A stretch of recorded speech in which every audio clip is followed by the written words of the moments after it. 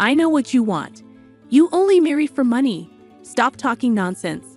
It's obvious, isn't it? You, a poor single mom like you, that's why you're sticking around even after your husband passed away. You're such a bother.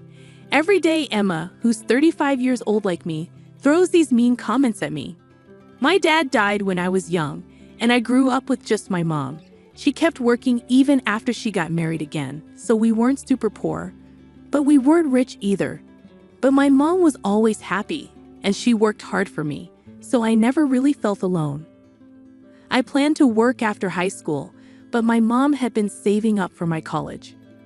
I really wanted to go to college, but I didn't want to burden my mom who had worked so hard for me, so I gave up on the idea. When my mom suggested I go to college, I was thrilled. My mom got married at 23 and had me at 25. When I was in high school, my 43-year-old mom, who was still energetic, said, "I'm still young and healthy, Mia. Follow your dreams. It would hurt me more if you gave up because of money." Her words touched me deeply, and I got a part-time job to help with tuition. Because of that, I graduated college without any student loans. After finishing college, I joined a big trading company. I worked really hard every day because I wanted to make life easier for my mom. Within 5 years, I got promoted to administrative assistant and got a raise. I took my mom on trips and bought her the massage chair she wanted. 2 years later, I was chosen to be an executive assistant because of my good work.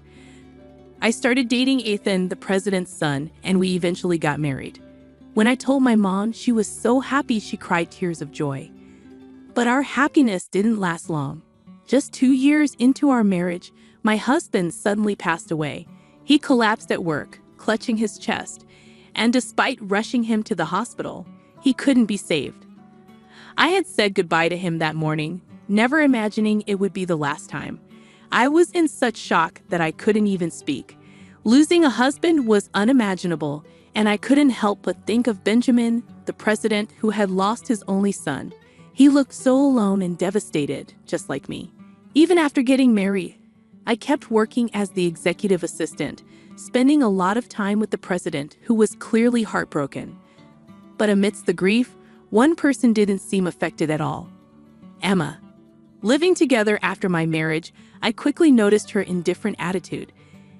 Emma wasn't actually related to my husband by blood. His real mom passed away when he was young, and his dad remarried when he started school. One day, Emma made a tasteless joke about inheriting everything if something happened to my husband.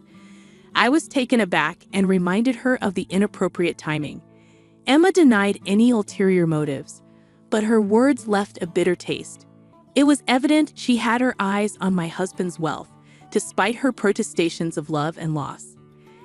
Emma seemed to believe I'd leave immediately after my husband's passing, but I stayed. Benjamin appeared strong at work, but I could see he was overexerting himself. I couldn't fathom handing over our home to someone like Emma. Plus, even though it had only been 2 years, our house held cherished memories of my husband. I wanted to linger in those memories for a while longer. Emotions aren't easily let go. The time I spent with him was precious. He once mentioned that Emma felt more like a roommate than a mother to him. She was frequently out, sometimes not returning until late when Benjamin was away on business. But my husband didn't want to burden Benjamin, who was already busy with work, so he kept his concerns to himself. Surprisingly, Emma acted very differently when Benjamin was around. It was like there were two sides to her personality.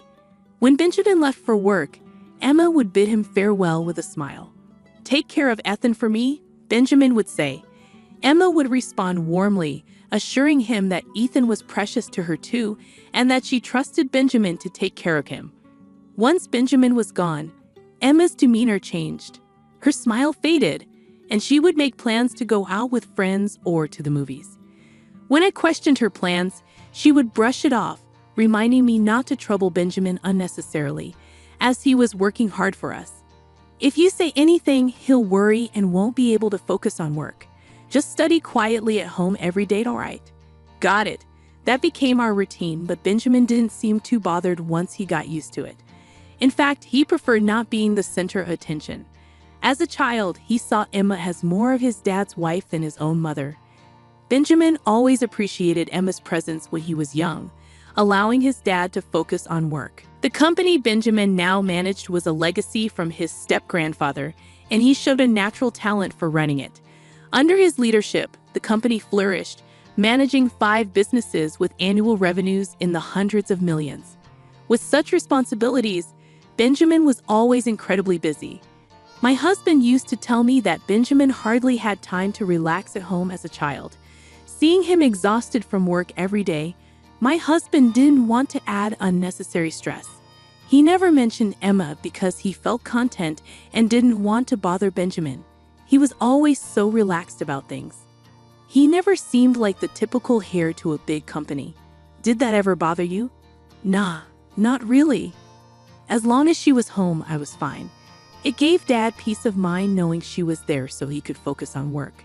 And we never went hungry. There were always snacks. I see.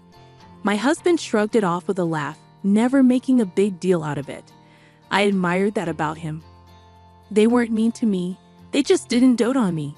Sure, Emma would throw some snide comments my way from time to time, but I brushed it off as typical mother-in-law banter. She was often out, attending events or hanging out with friends, so we didn't interact much. I wasn't bothered by her sarcasm. If my husband didn't mind, why should I?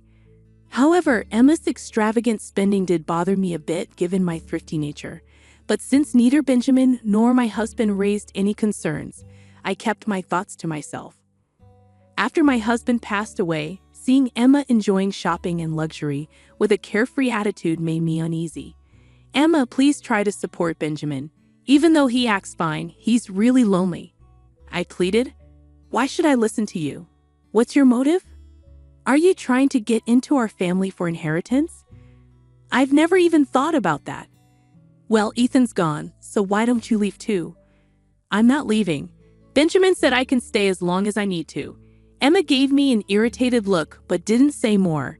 She probably felt relieved that she wouldn't have to worry about me inheriting Benjamin's wealth. 3 years after my husband's passing, Emma's irritation towards me grew. Her sarcastic remarks became more frequent and cutting. Whether at home or in the office, I was always by Benjamin's side. Emma seemed to believe I was trying to manipulate him into giving me his fortune. It was painful to be seen that way, and I started to question if staying in a house without my husband was right. I could see Benjamin's struggles at work every day. Maybe it would be better for me to go back to my single mom's house instead of enduring Emma's sarcasm. My mom was turning 60 this year, and it had been 3 years since my dad passed away. I began to contemplate my future. When Benjamin collapsed, he was lucky to survive, but it seemed likely he would need ongoing care even after leaving the hospital. At the company, things didn't immediately fall apart because Benjamin had trained his successors well. However, Emma's attitude changed noticeably. He got what he deserved. He's been so tight-fisted lately. What do you mean tight-fisted? Our credit card limit has been reduced, and our expenses have been cut. Is the company struggling? I don't think so, Emma. It turns out you missed your husband's 3rd anniversary ceremony last year because you were hungover from the previous night's wild outing, as revealed by the credit card bill. It appeared that Benjamin, who rarely intervened in Emma's spending, had finally taken notice. Missing their son's 3rd memorial was a breaking point for him. In his anger, Benjamin decided to restrict Emma's access to money. However, she still received enough for a comfortable life, so there was little reason for complaint. Benjamin himself mentioned concerns about the company's finances. Losing Ethan hit him hard, and things took a turn for the worse. Benjamin said that? Don't act ignorant. You're aware too. How does losing one son justify jeopardizing the company? I genuinely didn't know. And yet he's telling people, despite his condition, I'll rest at home and live a long life. He's been saying the doctors predict he could live to be 100. Well, that's positive news. It's not as positive as you think. If he needs care for that long, it won't be easy. Emma's nostrils flared as she launched into a rant about Benjamin. Hearing her describe him as dull and annoying left a bitter taste in my mouth. After all, who had been funding her luxurious lifestyle? Even if Benjamin's company was struggling, couldn't she at least offer him support? But then Emma said something even more shocking. "I've decided to divorce him." What? Just think about it. The company might be in trouble. What if we end up in debt? It's only sensible to settle the property and leave before we run out of money. Are you really planning to abandon Benjamin when he needs help? "I can't handle taking care of a sick old man with no money left. I'm going to take what I can before his will disappears and then leave. Is that your plan?" Emma's words, spoken as if she had come up with a brilliant idea, filled me with disgust. However, just a week after that conversation, Benjamin's health took a sudden turn for the worse, and he passed away unexpectedly. He's gone too, just 3 years after my husband passed. Everything felt like it was closing in. Benjamin's voice echoed my husband's. Sometimes talking to him felt like talking to my late husband. Not being able to hear his voice anymore, it's unbearable. Oh dear, he's passed away. What about his assets? His company hasn't collapsed yet. Maybe he died before taking on debt for my sake. This means all remaining assets are mine. You sound pleased despite Benjamin's recent passing. Caught on to that, did you? Too bad for you though. You won't be inheriting anything. I would have preferred Benjamin to be alive over any inheritance. Don't act noble now. You're just putting on a show to impress everyone, aren't you? Even if you asked, there wouldn't be a cent for you. Despite Benjamin's death, all Emma cared about was money. How could she be so heartless? It saddened me even more to think about Benjamin's plight. "So, you won't be attending the funeral?" "What? Are strangers not allowed?" "Understood." 2 days later, Benjamin's funeral took place quietly, in accordance with his wishes for a simple service without the grandeur of a company event. Afterward, I noticed several missed calls from Emma, but I chose not to return them. Despite her persistent attempts to reach me, I remained silent. Then, unexpectedly, Emma appeared at my workplace one day. "I finally found you? Why haven't you been answering my calls?" she demanded. Emma, what do you need?" I replied cautiously. "Why are you avoiding me?" "I was told to leave the funeral home. You should have been the one excluded. I called you numerous times that day." "What's going on?" she pressed. "Well, you're no longer considered part of my family," I explained. "What?" Emma exclaimed. "You mentioned that strangers weren't allowed at the funeral, so we decided to have a family-only service. And since you're now a stranger to us, I politely requested that you not attend." "You're the one who's the stranger here," Emma retorted. "No, actually, it's you who's the stranger," I clarified. "What do you mean?" Emma questioned. When Benjamin became ill and was expected to be bedridden, Emma served him with divorce papers. She assumed that because Benjamin was hospitalized, he had left this world without finalizing the divorce. However, I had already submitted those divorce papers as Benjamin had requested. Therefore, legally and in reality, Emma is now a stranger to us. In the past, Benjamin confided in me about the company's precarious situation. He feared potential debt and realized they couldn't sustain their current lifestyle. He suggested downsizing to a more modest life for just the two of them. He hoped Emma would support him through this, allowing them to stay together. However, Emma's response was cold and indifferent. "Perhaps it's best to separate before debt becomes a burden," she said. 1 month after this conversation, Benjamin collapsed. Despite waking up, he knew his health was deteriorating. He confided in Emma, explaining that he might have to relinquish control of the company and rely on her for care. As expected, Emma suggested a divorce, likely aiming to secure assets before any debt accumulated. However, Benjamin had already made plans. He had donated most of his personal assets and appointed new leaders for his companies, leaving little for Emma. When he informed her of this, Emma was shocked. "So, I won't receive anything?" "Well, technically, there's not much left." "I did leave a few $100s in savings," Benjamin admitted. "A few $100s. That's hardly anything." Even though Benjamin had informed me of his plans beforehand, hearing it directly from him made me realize the extent of his thoroughness. It was evident that he was determined not to split any property with Emma. Perhaps it was Emma's behavior after her husband's passing that spurred Benjamin to take such decisive action. But what about the house? If I sell it, yes, well, please vacate the premises as soon as possible. I'm staying with Mom for now, but I intend to move back eventually. What are you saying? You're essentially a stranger. You have even fewer rights than I do. As I mentioned before, you're the stranger here, Emma, considering you're already divorced. Besides, the house was originally inherited by Benjamin from his grandfather, so it doesn't count for property division in a divorce. So why do you believe you have the right to reside there? Because when I married Benjamin, we legally adopted each other. What? So you're implying I have a claim to inherit Benjamin's property? It's hard to believe, isn't it? The idea of adoption had originated from Benjamin himself. At the time of our marriage, I hadn't given it much thought. In his eyes, I was becoming his daughter by marrying his son, so I agreed to the arrangement. However, I never disclosed this information after my husband's passing, fearing that Emma would misconstrue it as me being motivated by the family fortune.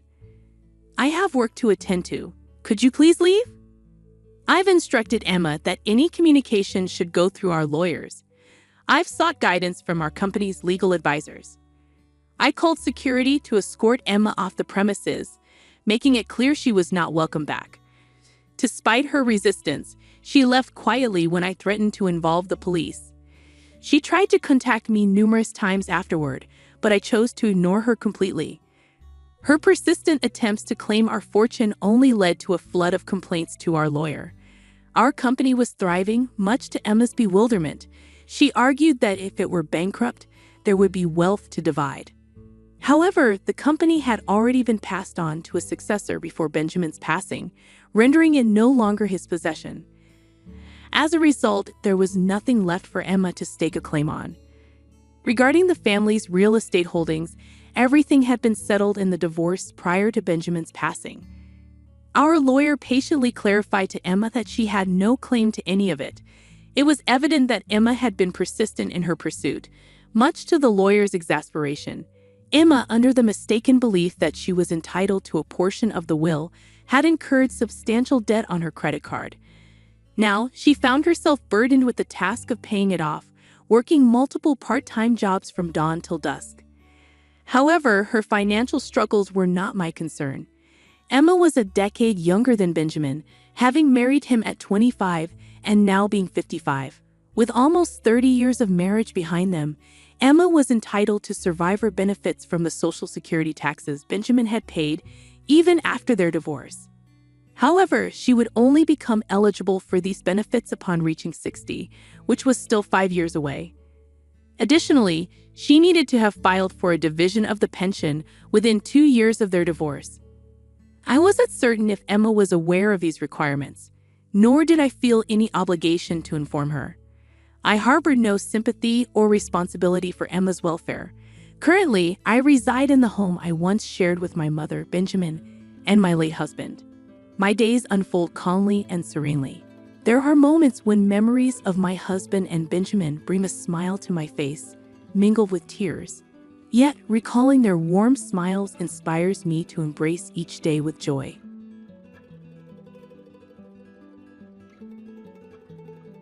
Why? Why are you here? Do you want to know? Well, that's because my name is Heather. I'm a 30-year-old woman working as an engineer for a certain manufacturer. I married my husband, Christopher, 3 years ago. We are a dual-income couple with no children yet. Someday, I want to have children and take maternity and parental leave while continuing my current job. However, the future I envisioned was suddenly shattered. I got into an accident on my way home from work.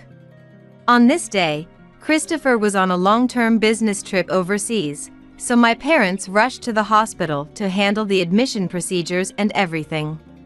My parents quickly informed Christopher about the accident, but after hearing the doctor's explanation, I decided to contact Christopher myself. Hey, Christopher. I'm sorry. I must have surprised you this time.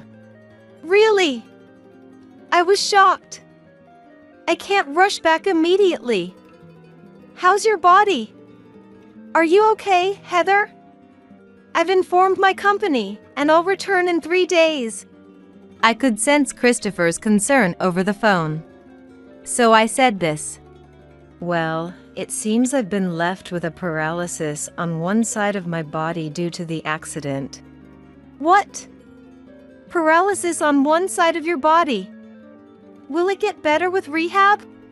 No, it seems it won't get better anymore. No way! Christopher fell silent, shocked by my words. I then mustered the courage to tell him my decision. So, I don't want to burden you, Christopher. Your hobbies are outdoor activities and attending festivals, right? If we stay together, you won't be able to enjoy those things anymore. So, let's get a divorce. Christopher didn't respond immediately to my words. If you were told you'd have a lifetime paralysis, you'd be confused too. Moreover, being suddenly asked for a divorce might leave you in a state of shock. However, after a few minutes, he quietly said this.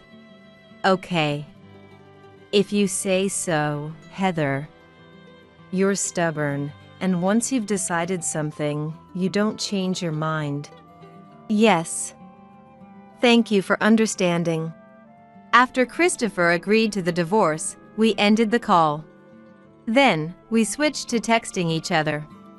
I told him I'd ask my parents to place the divorce papers in our living room by tomorrow.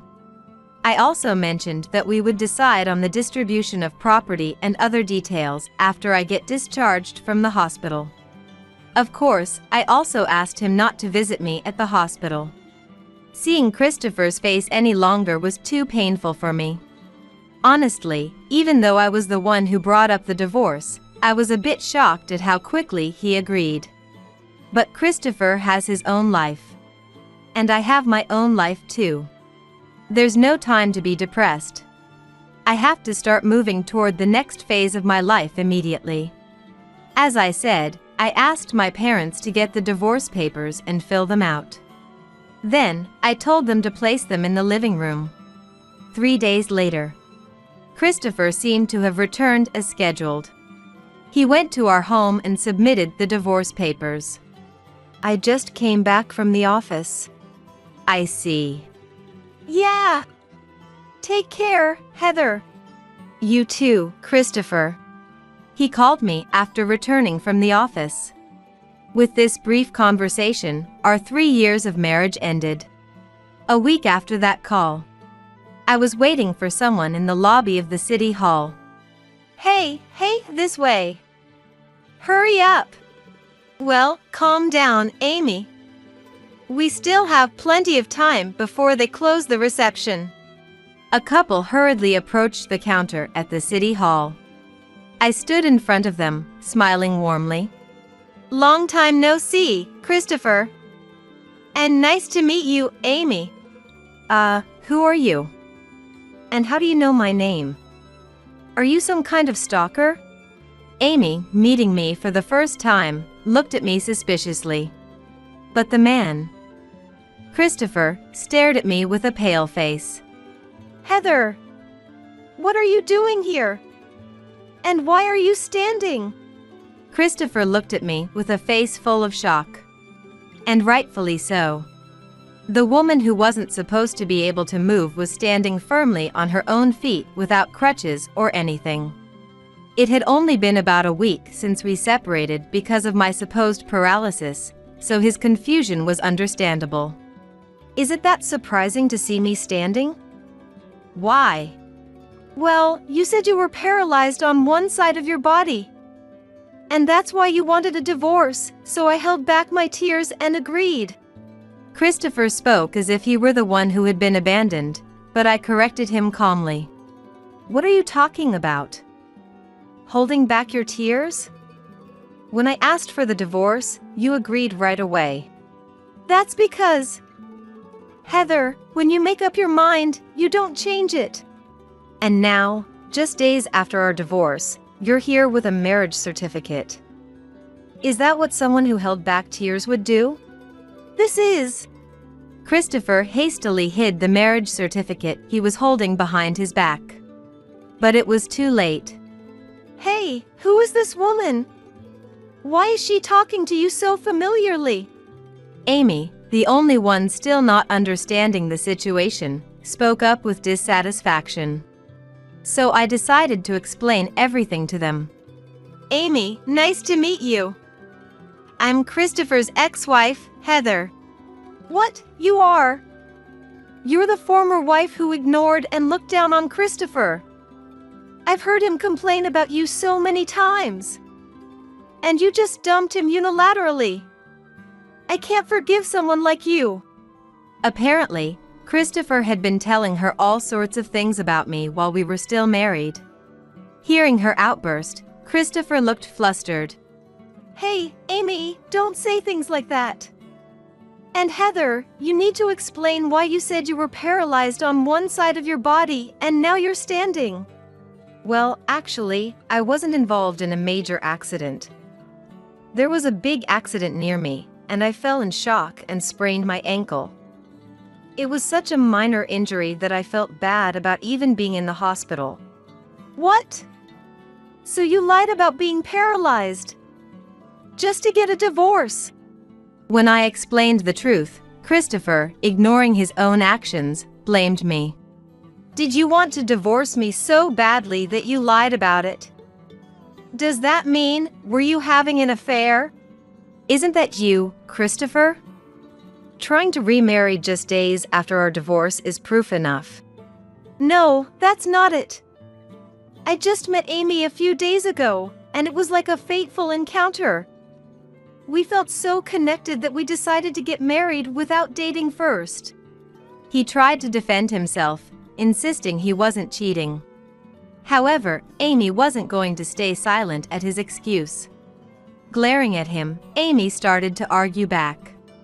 How can you say that? Christopher and I have been a loving couple for over a year. Even when Heather was causing him so much pain, I was there supporting him. Don't act like our relationship is something to be hidden. Amy, stop it.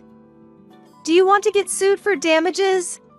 I don't want that, but I also don't want you lying about me. Christopher put his head in his hands at her selfish remarks. It seemed he realized there was no way to cover up the affair.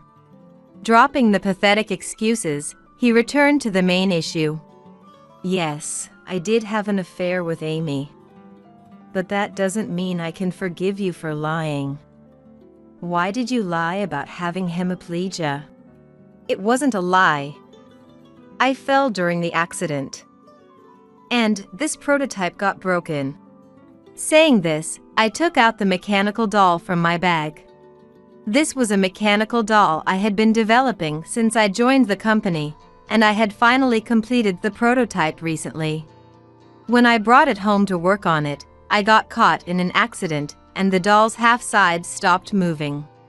This doll has hemiplegia. Of course, rehabilitation won't fix it. I'll be busy repairing it for a while, and I won't be able to join you on outdoor activities or festivals you love. That's why I said we should break up. That's sophistry. I don't believe it. You must have been cheating on me in secret. And you lied about the accident to divorce me because you were afraid of paying compensation when the affair was revealed. Isn't that right? Indeed, I lied about having hemiplegia. But it wasn't to cover up my affair and divorce you. I knew you wouldn't agree to the divorce, so I wanted to find any way to separate. Why would I not agree to the divorce? My statement must have hit the mark. Christopher's face turned red as he denied it, but he looked unconvincing. I took out evidence and showed it clearly to Christopher and Amy. Look at this. These are his and my pay slips since we got married. From these, it's clear he can't live on his own. Someone like that wouldn't agree to divorce someone with a high income like me easily. Stop it, that's... Christopher hastily tried to hide the documents I presented. But Amy spoke up a moment faster. Hey, what is this? Christopher, you always boasted about having a high income and getting executive bonuses. That's why we always had luxurious dates and nice presents. Was all that a lie? Were you using Heather's salary for yourself? And Heather, not working or doing housework and looking down on you was a lie too. No, that's not it. Yes, my salary is low, but with both our salaries. Sure, I might have exaggerated a bit. But a little embellishment in a story is normal, right? So, I can't believe this. I was about to marry you based on a lie. Let me tell you, without money, you're worthless to me. Let's break up. This is unbelievable. Amy! Right in front of me, Christopher got dumped miserably. That calmed me a bit, but it wasn't enough. Well, you tricked me into thinking you were rich, so it's your own fault. But, Christopher, this isn't the end of your punishment. What do you mean? I just got dumped. Heather, you're my ex-wife. Can't you show a little sympathy? Ignoring Christopher's selfish whining, I grabbed Amy, who was trying to leave, and called the lawyer who had been waiting nearby. Who the hell is that guy? Oh, I get it. You're her affair partner, aren't you? No, there's no issue here. I am Heather's attorney. What? Why the hell does a lawyer need to talk to me? Christopher asked irritably, but the lawyer remained completely calm as he began to explain. You had an affair with Amy while you were still married to Heather. Therefore, you are required to pay Heather compensation. With that, the lawyer turned to Amy, who looked annoyed as she was held by the arm. And Amy, you knowingly had an affair with Christopher, who was a married man. Therefore, you are also required to pay compensation. Why? All I did was lie about not having money. I was deceived into thinking he was wealthy, too. Why should I have to pay compensation? Both of them tried to claim they had no obligation to pay compensation for their selfish reasons, but of course, that wouldn't fly. Both of them knew about my existence and still enjoyed their affair. No matter what they said, I had no intention of dropping the compensation claim. After being explained by the lawyer, Amy reluctantly signed various agreements. However, Christopher pathetically continued to struggle and then said something outrageous. Well then, I'll pay the compensation, but Heather, let's get remarried. That way, you can pay for all the living expenses and entertainment like before. Then I can use my entire salary to pay the compensation quickly. What? Are you seriously suggesting that? Why should I remarry a man who cheated on me and then tried to abandon me when he found out his wife had partial paralysis? What's the big deal? I won't cheat anymore, and you're fine now, aren't you? Even if I'm busy with work and can't go camping or to festivals, I won't complain. So let's get back together. Come on. Come on. What kind of thought process is that? If he had a mechanical body, I'd want to unscrew his head and replace his brain. As expected, a man who would cheat and lie is completely unreasonable. Unfortunately, I have no intention of thinking on the same level as you. Getting back together is absolutely out of the question, so don't get any weird ideas. No matter what he said, getting back together with Christopher was impossible. He was a man who cheated and tried to abandon me. Of course, both my parents and his parents knew about this incident and were fully supportive of me. So there was no one on his side. When I said this, he seemed to realize that reconciliation was impossible. Still, he wasn't satisfied with having to pay compensation. He said something even more absurd. I admit I have to pay compensation. But Heather, you have to pay compensation too. Why?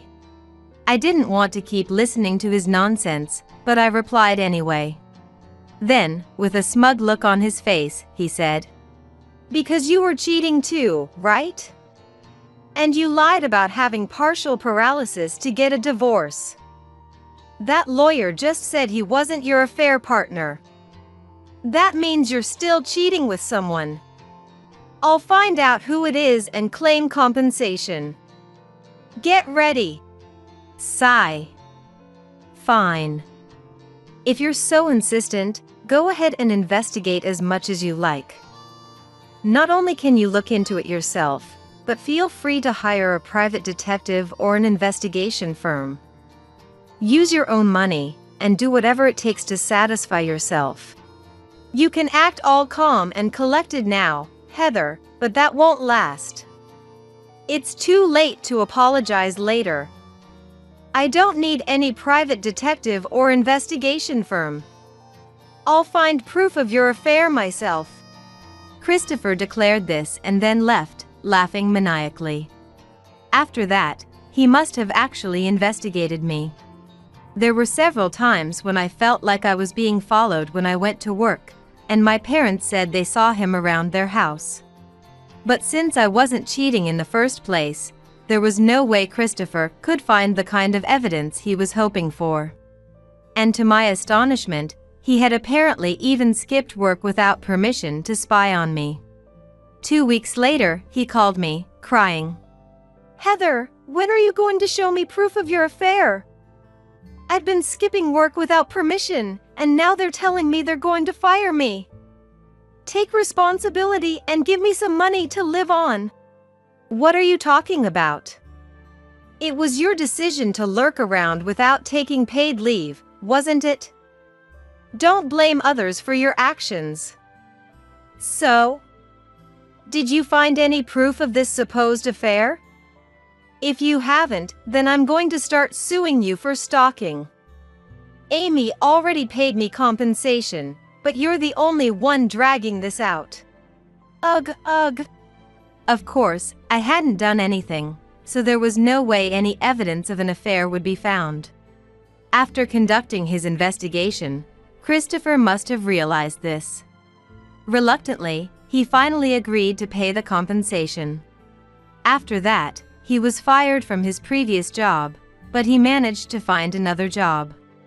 He is diligently paying me compensation from his new job salary every month. However, it seems that he was in such a hurry that he ended up in a terrible company. Apparently, it's a notorious company, and he is being harshly scolded by his bosses and colleagues every day and working late into the night. Heather, please help me. I can't stand this life. I'll never cheat again, so please remarry me. I want to live lavishly with your money and eat the meals you cook. When I go back home, my parents treat me coldly, and I have no one but you. One time, he called me with such complaints.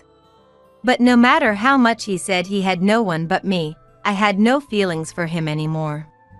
As long as he continues to send me the compensation money every month, that's all that matters. I continued to ignore his messages. Eventually, he stopped contacting me. After one large payment, I have no idea what happened to him. Friends gossip that he's been hospitalized due to overwork or is involved in some shady business, but I don't know the truth, nor do I care. Now, I've completely forgotten about Christopher and am fully dedicated to my work. I'm working on a new prototype of the mechanical doll and experimenting with various things. By this time next year, I'm sure this mechanical doll will be on the market. I live each day looking forward to that day. Our daughter Ashley's delivery went smoothly, and we had just returned home that day. Right then, a gift arrived from Ashley's husband, Henry, who couldn't be there for the birth due to work commitments. Though they had been in touch, Ashley clearly missed Henry and eagerly received the package, delighted. Everyone, please enjoy this. I wonder what he sent. Knowing Henry, it must be something I love. Ashley opened the package with pure joy. However, her joy quickly faded as her complexion turned pale upon opening it. As Ashley suddenly fell silent, we all peered into the package. Inside was just a dirty rag. And within, a note simply stating, "Don't come back." What is this? What does it mean? What's this about? Did Henry really send us this? In stark contrast to our shock, my husband, Kevin, visibly angry, threw the rag to the floor. It must be some mistake. It had to be. Surely, this is some kind of mistake. Should we contact Henry?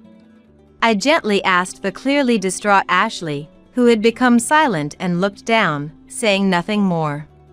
This was too much for Ashley, who had just gone through childbirth. I couldn't bear to see her so exhausted and upset. But then, an unexpected turn of events was about to unfold. Kevin came home from work earlier than usual, with a somewhat relieved expression. Before I could ask what happened, Kevin spoke. With a deep breath, he grimaced, bit his lip in frustration, and then announced, "It appears that was meant as a warning. My name is Heather. I'm a 57-year-old and I'm supporting my fate as a housewife. Growing up, I was always looking up to my dad, an elite banker. During my school years, I had to be at the top of my class, or Dad would scold me, so my days were filled with nothing but study. Lacking time to play with friends, I led a solitary life at school. Thus, I enrolled in a prestigious university, as Dad suggested. If my grades fell, Dad would threaten not to pay my tuition.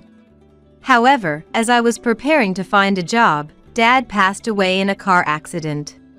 The sudden loss left me utterly lost. Mom grieved daily over Dad's sudden absence. To reassure her, I took a job at a bank. Though Dad was strict, I realized that it was thanks to him I had been so dedicated to my studies. Grateful for this, I was happy to work at the bank, and Mom was overjoyed that I followed in Dad's footsteps. That's where I met someone.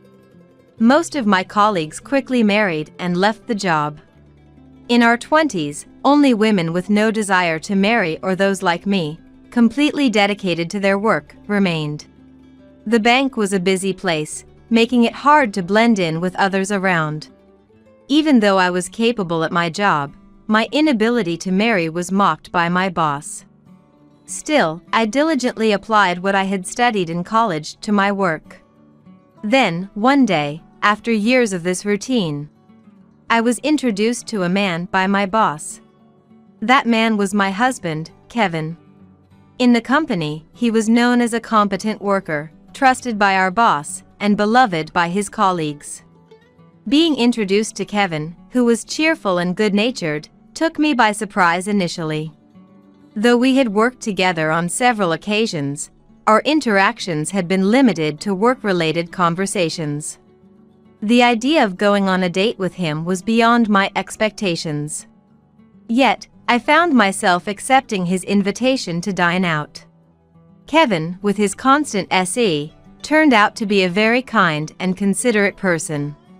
Soon after, our relationship progressed swiftly towards marriage. I felt confident that with him, we could build a happy family. Kevin was indeed a wonderful person. Once we decided to marry, we bought a house and embarked on a new life together. Thanks to Kevin's stable income, I left my job to become a housewife. Both of us wanted children eventually. However, reality proved to be harsh, and despite the passage of time, we remained childless. 3 years into our marriage, I was diagnosed with a condition that made it difficult to conceive. The thought that I was the reason we couldn't have children was devastating. But Kevin was there to encourage me, insisting we face the challenge together. With his support, I began fertility treatments. Years passed without success, but finally, after 5 years, our long-awaited wish was granted, and I became pregnant. We were overjoyed at the news of our forthcoming child. Months passed and I gave birth to our beloved daughter. Kevin adored her even more than I did. Once Ashley was born, Kevin made it a point to leave work early, skipping company dinners to come home. Raised with our undivided love, Ashley grew into a very kind child. She was earnest and kind, always sing, just like Kevin. Time flew, and before we knew it, Ashley was a college student. Supporting her desire to help others, we encouraged her as she pursued her studies with enthusiasm. As graduation approached, Ashley expressed her wish to work in the city. While I supported her, Kevin found the idea of her moving away difficult to accept. It's natural for parents to worry about their children. But we encouraged her and Ashley moved to the city. Busy with her job, she seldom returned home, which initially left us feeling lonely. However, we wholeheartedly supported Ashley's dreams. Years went by, and Ashley, now 29, had apparently been promoted at work. Lately, my only joy has been our monthly calls with Ashley. "Mom, thanks for always sending packages." "It's no problem. How's work going? Are you keeping well? Everything okay?" Ashley would always laugh off my worries, seeming a bit troubled by my concern. "Mom, you worry too much. I'm 29 now. You don't need to worry so much." "But I hardly get to see you, Ashley. It's natural for a parent to worry." Worrying was, after all, a natural thing. "But you don't need to worry about me anymore." Despite my concerns, Ashley's voice was full of excitement. What could she mean? Then, taking a deep breath as if bracing herself, Ashley said, "I have someone I want you and Dad to meet." I couldn't hide my surprise at Ashley's words, as she had never introduced us to anyone before. "Who is it? Tell me." "It's a secret until we meet." Ashley, laughing childishly, sounded a bit excited as she hung up. A few days later, Ashley brought a tall man in a suit to meet us. I was surprised, but Kevin, who adores Ashley, was even more so. The idea of Ashley bringing home a boyfriend seemed to shock him. "I never thought she'd actually bring someone home. She used to say she'd marry me when she was little. Ashley is an adult. It's not strange for her to have a boyfriend." Despite my efforts to reassure Kevin, accepting the reality of his beloved Ashley having a boyfriend was hard for him. Sitting close to the man, Ashley introduced him with a happy essay. "This is Henry. He works in landscaping." "I'm Henry. I'm in a committed relationship with Ashley. It's a pleasure to meet you." Henry seemed sincere and serious, and although Kevin was initially wary, they gradually warmed up to each other. Henry grew up in a home without a father after his parents divorced. He had difficulty fitting in and finding opportunities to meet people due to his busy work life. But then he met Ashley. They were introduced by a mutual acquaintance and recently started dating. Ashley was there for Henry, offering support and kindness during tough times at work. With Ashley's support, Henry found himself more engaged in his work than ever before. All thanks to Ashley. She's my savior. Hearing Henry speak so fondly, I was on the verge of tears as a parent. To think that he cherished Ashley so much. Kevin was moved by Henry's words too, and the two of them became close enough to chat about trivial matters. I was convinced that Henry was someone we could entrust our precious Ashley to. The impression of Henry was that good. I was sure that a marriage proposal was on the horizon. Ashley and Henry seemed to trust each other that much. But then, about 6 months later, something unimaginable happened. As usual, I had sent Kevin off to work and was dedicating myself to household chores. When suddenly, my mobile phone rang. Picking up, curious, it was Ashley. A wave of anxiety washed over me, wondering what could have happened. Ashley, what's up? Calling in the middle of the day like this? Normally, she would be at work at this time. Yet, Ashley, with a voice not her usual bright self but somewhat darker, said, I took some leave. Took leave? Are you not feeling well? What happened? Ashley seemed hesitant to talk. Well, there's something I need to talk about. Usually, she would be bright and talk about Henry or her job. But today, her voice was devoid of cheer, sounding somewhat listless. Ashley started talking about something that seemed to be troubling her. Apparently, things weren't going well with Henry's mom. What do you mean? Didn't you say you went out to eat with her before? There hadn't been such issues when they first started dating. I had heard they were getting along well with Henry's mom. Yet, what could have happened in just 6 months? I asked Ashley what went wrong. The truth is, things have never really been good with Henry's mom. She had been trying not to worry us. I wished she had talked to us sooner. But maybe Ashley found it difficult to consult us. Gently asking what happened, Ashley let out a small sigh. Recently, Henry and I discussed about marriage. Considering our ages, it was time for us to think, she said. I suddenly remembered a call from Ashley a few days ago. She had mentioned then that they were talking about their future. But at that time, her voice was brighter, and she seemed happy talking about it. But it seems that wasn't the case in reality. Ashley mentioned that Henry's mom, Nicole, was being harsh towards her. She had visited Nicole's house several times, but each time she was met with a cold attitude from Nicole. Why would she act like that? Ashley pondered over this and even discussed it with Henry. Henry suggested that Nicole might still be traumatized from when Henry's dad had an affair and left the home during his childhood. Nicole must have felt deep sorrow then and decided to raise Henry alone. I heard that she raised Henry by herself, cherishing him greatly, especially since Henry's grandparents had already passed away. Even now, Nicole supposedly calls Henry several times a week. I can somewhat understand her feelings. Any parent would worry about their precious child. But that doesn't justify her attitude towards Ashley. When asked if she did something wrong, Ashley could only say she didn't know.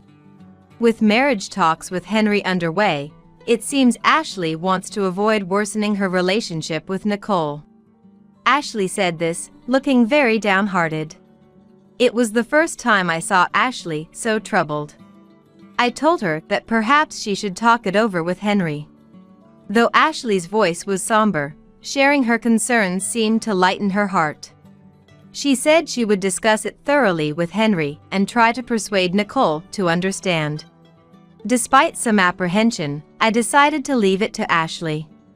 Then, 9 months later, I received a call from Ashley, her voice bright.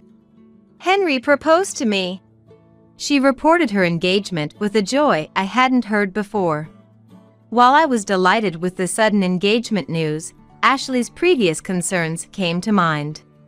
When Ashley happily shared her engagement news, I asked about Nicole.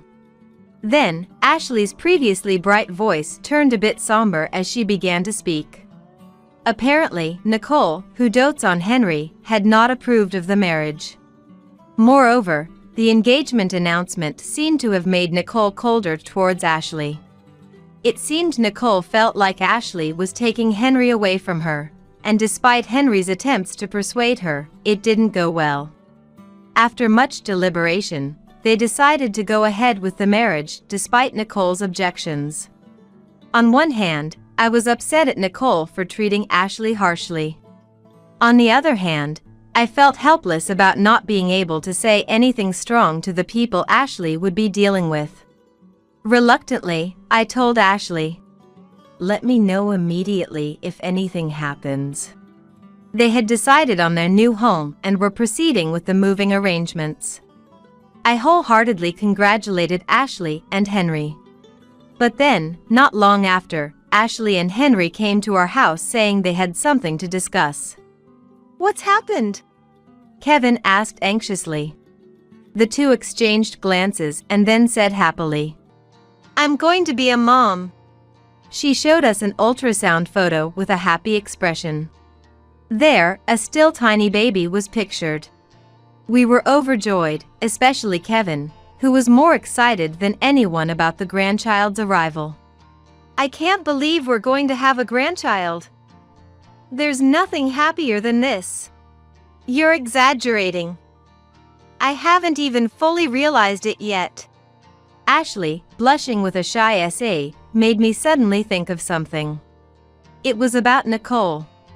If she hadn't even accepted their marriage, what would she say upon finding out about the pregnancy? When I asked Ashley about it, Henry, with a stern look, said, "I'll try to convince Mom again." Apparently, Nicole became even harsher towards Ashley after their marriage, and when they announced the pregnancy, she yelled, "Why would you have a child so quickly? That's strange, isn't it? You must have lured Henry into marrying you," Nicole accused. Ashley and Henry insisted that wasn't true, but Nicole wouldn't listen, Ashley said sadly. Henry told Nicole there was no need to be so angry, but she initially wouldn't accept it. However, worried that the constant complaints would burden pregnant Ashley, Henry persuaded Nicole several times, explaining the accusations were baseless. For now, Nicole seems somewhat convinced, but she still harshly blames Ashley. "I can't believe this is happening to you guys. But remember, we are here for you both. Give birth to your child in peace." That's right. There's nothing happier than Ashley being pregnant. Encouraged by our strong words, Ashley and Henry nodded with teary eyes. I had heard about mother-in-law and daughter-in-law conflicts, but never imagined Ashley would experience it. And it was unforgivable that Nicole complained for such strange reasons. But Ashley's trials didn't end there. Since becoming pregnant, Ashley's morning sickness worsened, and she started missing work. I visited Ashley several times and cooked meals for her. But her health didn't improve, and she ended up bedridden, according to Henry. I kept worrying and sending meals to Henry, but he refused to accept more, not wanting to worry us. Amid growing anxiety, several months after the pregnancy announcement, I received an early morning call. It was from Ashley, and I rushed to answer, asking, "What's wrong, Ashley?" Through sobs, Ashley's voice came through. Confused, I listened as she quietly said, "I want to go back home to give birth." Feeling uneasy, I asked why. It seemed Nicole was the cause. Nicole had been calling daily, demanding to divorce her son. She yelled not to have the child, pushing Ashley to her mental limit. "Why didn't you talk to us sooner?" I asked Ashley, who sobbed through her explanation. It appears she had been pretending to be upbeat not to worry us. Tears overflowed from my eyes too. I woke Kevin to explain the situation. Realizing the gravity, Kevin sprang up, insisting we pick up Ashley immediately. After telling Ashley our plan, she responded in a weak voice. Henry, too, was exhausted. I suggested they both stay with us for a while. However, while Ashley was willing to accept, Henry rejected the proposal. Henry explained that due to work commitments, he simply couldn't leave. Reluctantly, it was decided that Ashley would return to our home, and about an hour after the call, I went to pick her up. Upon arrival at home, there was Ashley, visibly exhausted. She seemed to be mentally drained, clearly not her usual self. I instinctively hugged Ashley tightly. "I'm sorry, I can't get away from work. If anything happens, please call me right away. I'll come as soon as I can," Henry said, hugging Ashley with a look of concern. Seeing how much they loved each other made my heart ache. To think they were being put through so much distress. I felt a surge of anger towards Nicole. From that day on, Ashley began living with us, away from Henry. Compared to her previous state, she seemed to be slowly recovering. Though there were times she wasn't feeling well, seeing Ashley become a bit brighter was reassuring. A few months after moving in with us, Ashley safely gave birth to the child. Kevin and I were moved to tears with joy at the birth of our adorable grandchild. It reminds me of when Ashley was born. It's a moment too precious to forget, such a joyful event. Kevin and I looked at each other, reminiscing about the time when Ashley was born. Ashley, blushing with embarrassment, immediately called Henry. She had informed Henry when she went into labor, but he couldn't make it in time. Henry was unable to attend the birth, but Ashley joyfully informed him of their child's arrival. However, Ashley's expression darkened after making the call. She looked dejected after hanging up. "What's wrong?" I asked Ashley. "He can't come right away. But he said he's sending a gift, something I like," she said. Initially, Ashley was downcast, but she soon regained some of her spirits. It seems Henry was concerned about not being able to attend the birth and wanted to cheer Ashley up. He apologetically mentioned sending Ashley her favorite things. However, we suddenly felt something off about Henry. Even if he was busy with work, he should have made it a priority to be there for the birth of his child. This prioritization of work over childbirth made us slightly feel distrustful towards Henry. But since Ashley trusts him, we decided not to dwell on it further. Then, on the day Ashley returned from the hospital after giving birth, a gift from Henry arrived. Though they had been in touch, Ashley seemed sad about not being able to see Henry. Ashley was very pleased to receive the package. "Let's all enjoy this. I wonder what he sent. Knowing Henry, it must be something I love," Ashley said, opening the package with visible happiness. However, her joy quickly faded as her complexion turned pale upon opening it. As Ashley became suddenly quiet, we too looked inside the package.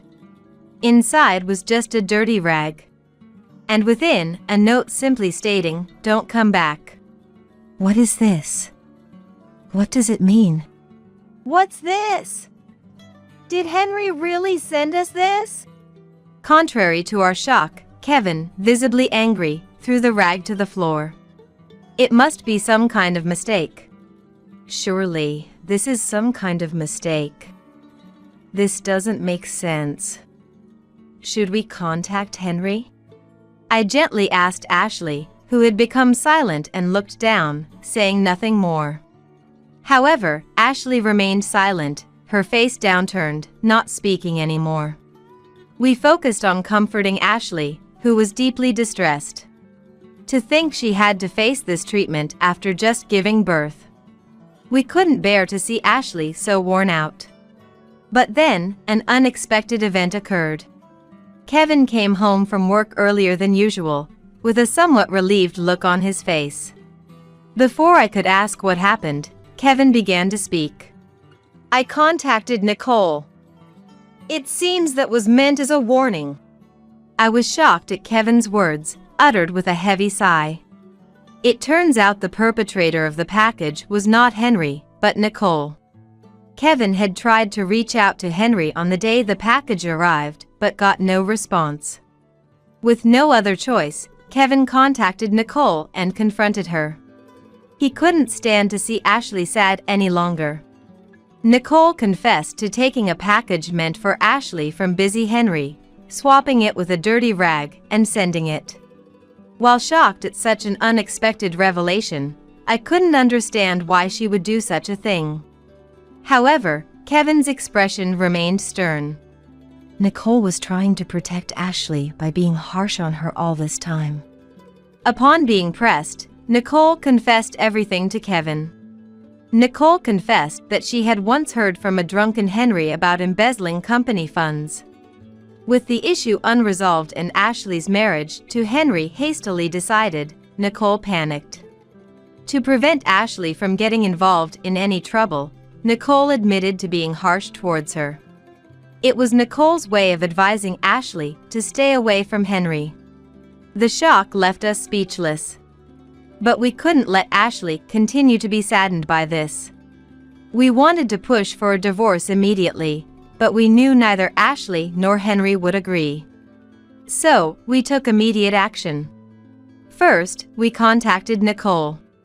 She seemed surprised to hear from us, but quickly apologized. I was wrong. I'm truly sorry for everything. While it was difficult to forgive Nicole for her weak apology to Ashley, we requested her cooperation to get Henry to confess. Nicole hesitated for a moment, stumbling over her words, but then agreed, acknowledging that it couldn't be overlooked. We decided to tell a grieving Ashley everything about Henry. We shared everything Nicole had told us, explaining that it was all done to protect Ashley. Initially, Ashley seemed incredulous, but she appeared to trust our words eventually. Shortly after giving birth, we finally received a call from Henry, who had not once called or shown concern for Ashley since the birth. There was no way Kevin and I could forgive that. We were infuriated by the fact that he hadn't attended the birth nor had he made any contact after the birth. Is Ashley okay? Now that work has calmed down, I should be able to stay in touch, Henry said, seemingly unconcerned. Anger welled up at Henry's indifferent demeanor as he spoke. I briefly updated him on Ashley's condition and then quickly ended the call. To think Henry had deceived Ashley, who was raising a child on her own, and embezzled company money. We could no longer forgive Henry. A few days later, Nicole provided us with a recording of Henry's confession. His voice on the recording showed no remorse, speaking as if the matter was already resolved. He seemed utterly unconcerned about embezzling company funds and even mocked the deception of Ashley. It's all over now, isn't it?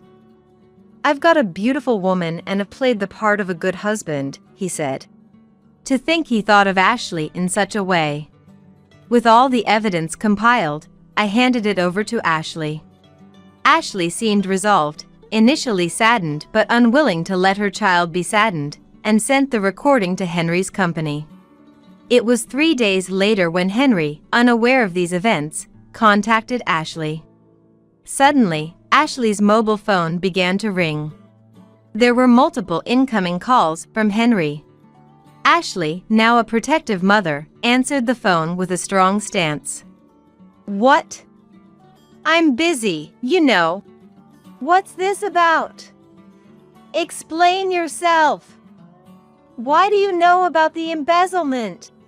Henry's voice roared through the phone. Kevin frowned at Henry's blatant anger. Henry's voice grew even louder. I'll be fired if this continues. Can't you, as my wife, speak to the company for me? It appears the company's president had seen the evidence Ashley sent, leading to Henry's dismissal and a demand for compensation. Moreover, the company threatened to report him to the police if he didn't pay the damages. Henry must have contacted Ashley in a panic. Ashley sighed heavily at Henry's selfishness. That's your own fault, isn't it? I don't know anything about that, she responded dismissively. Henry began to show his irritation. The sound of something being thrown could be heard over the phone. What's with that attitude? Acting all high and mighty when you don't even earn money. I was stunned to hear such unprecedented shouts through the phone. To think such a person had been close to Ashley. But then, Kevin, who was right beside me, became furious and yelled back at Henry on the phone. Enough is enough. Don't drag Ashley into this. This is all you're doing, yet you blame others. It was rare for the usually de-mannered Kevin to get angry. But his voice was filled with a cold fury I had never heard before. Henry's voice trembled in response. Well, there's a reason for this. It's not all my fault, you see. Kevin raised his voice even more. You've caused enough trouble for the company that's been good to you. Pay the compensation or I'll report you to the police myself. Henry, perhaps panicked by Kevin's threat, promised to pay the compensation. But that was not enough to appease Kevin. I can't leave Ashley with a criminal like you. We'll be pursuing a divorce. Henry seemed not to expect such a reaction and tried to calm the situation with but the phone was hung up before he could finish. Wait a minute. Later, Henry promised to pay the compensation in one lump sum to his company. Thanks to this, the matter didn't escalate to police involvement, and he was only dismissed from his company. Subsequently, Ashley and Henry quickly proceeded with their divorce. After that, there was no further contact from Henry. Following this incident, Nicole reflected on her son's failings and lack of integrity, offering us an apology. We then ceased all contact with Nicole and had no further dealings with her. Meanwhile, Ashley, along with Kevin and I, began to raise her child together. An old friend of Ashley's from the neighborhood returned to the area, and they started seeing each other frequently, along with the child. They spent holidays together like a real fae, and he seemed to cherish Ashley deeply. He always seems to be there for Ashley, actively participating in parenting. He has come to greet Kevin and I several times, and he's a very pleasant person. The child seems to have grown fond of him too, and judging by their interactions, remarriage might be happening soon. Seeing Ashley and our grandchild sing happily together has given us great peace of mind. From now on, this car belongs to me and her. Despite being caught cheating, husband Andy spoke with pride. It was utterly baffling to see him like that. How could he be so cheerful, act so superior towards me? It felt like we were living in completely different worlds. But if he's happy to take the car, I couldn't be happier. The monthly loan is $3,000, though. He'll figure something out. Okay, I wonder if he's okay with the $3,000 loan. When I accepted Andy's request with a nod, he started smiling in a way I had never seen before. My name is Samantha. I'm 38 and work at a design company. I thought I was living a happy life without any particular worries in my job or personal life. But occasionally, I find myself pondering one thing. When will I ever get married? At nearly 40, I don't even have a boyfriend, let alone married. My dating experience is limited. Before I knew it, all my friends were married, leaving me feeling left behind. There were times I thought about giving up on marriage, but seeing my friends happy made me dream about it again. My life changed significantly one day after work. Feeling good, I decided to go for a drink alone at a pub. Entering a bar I noticed, I ordered some drinks and appetizers. While waiting and looking at my phone, I noticed a man approaching me. "Lady, are you alone?" A man came over and peered at my face. This was the beginning of my encounter with Andy, who would later become my husband. "Well, yes, I'm alone." Really? Then let's drink together. Shall we? Without waiting for my response, he sat down in front of me and tilted his glass. Wait a minute. Come on, it'll be just for a bit. Just for a bit, then. With that thought, I accepted him. But I didn't have the energy to talk to anyone else at that day. As I looked down, he started talking on his own. Eventually, we exchanged numbers and parted ways. I thought our relationship was over, but 2 months after we first met, I and Andy had become close, meeting frequently. As we exchanged contacts, I found myself gradually drawn to him. Talking to him, my feelings would calm without notice. I sincerely wanted to talk more. When he said he wanted to see me, I genuinely felt happy. Surprisingly, I never imagined I could harbor such feelings, leaving me astonished. And then, about 6 months after we first met, We became a couple. After 3 years of dating, we got married. I never thought I could get married, so when he proposed, it felt like a dream. But I realized it was the peak of happiness only after everything ended. After marriage, he changed drastically. It made me wonder if his personality during our dating was a lie. About a month into our life together, he suddenly became distant. No matter what I asked, whether he would be late coming home, or what he wanted for dinner, he would just respond with, yeah. A disinterested reply. Hey, what's wrong lately? You seem down. Leave me alone. It's none of your business. I wondered if he had come to dislike me. Seeing his attitude worsen day by day, my anxiety grew. Still, I was happy he came home. He would eat the dinner I made, and we still shared a bedroom. Somewhere in my mind, I believed he still had feelings for me. Maybe his current cold and harsh attitude was because he was tired. That's what I thought. However, a month into our diverging lives, the reasons of overtime and drinking parties made he come home late increasingly, and I found myself spending more time alone at home. I wasn't alone from morning to evening due to work, but coming home to no one was indescribably empty. Alone again today. Looking at his messages, he said he had overtime again today. I was still thankful for the messages, but the increase in overtime and drinking parties right after getting married bothered me. Maybe I did something wrong. Disillusioned, perhaps he intentionally started avoiding coming home. I quietly placed the shopping bag down as I received a message from him. Gradually, he stopped coming home daily. We rented the slightly expensive rental property to start our new life together. Since he stopped coming home, it had become a place where I spent my time alone, feeling lonely. We were supposed to be married, so why did it come to this? As I thought about him, I continued to eat dinner alone. Andy, when he occasionally came home, was always in a bad mood. Dinner's ready, you'll eat, right? I'll start making it now.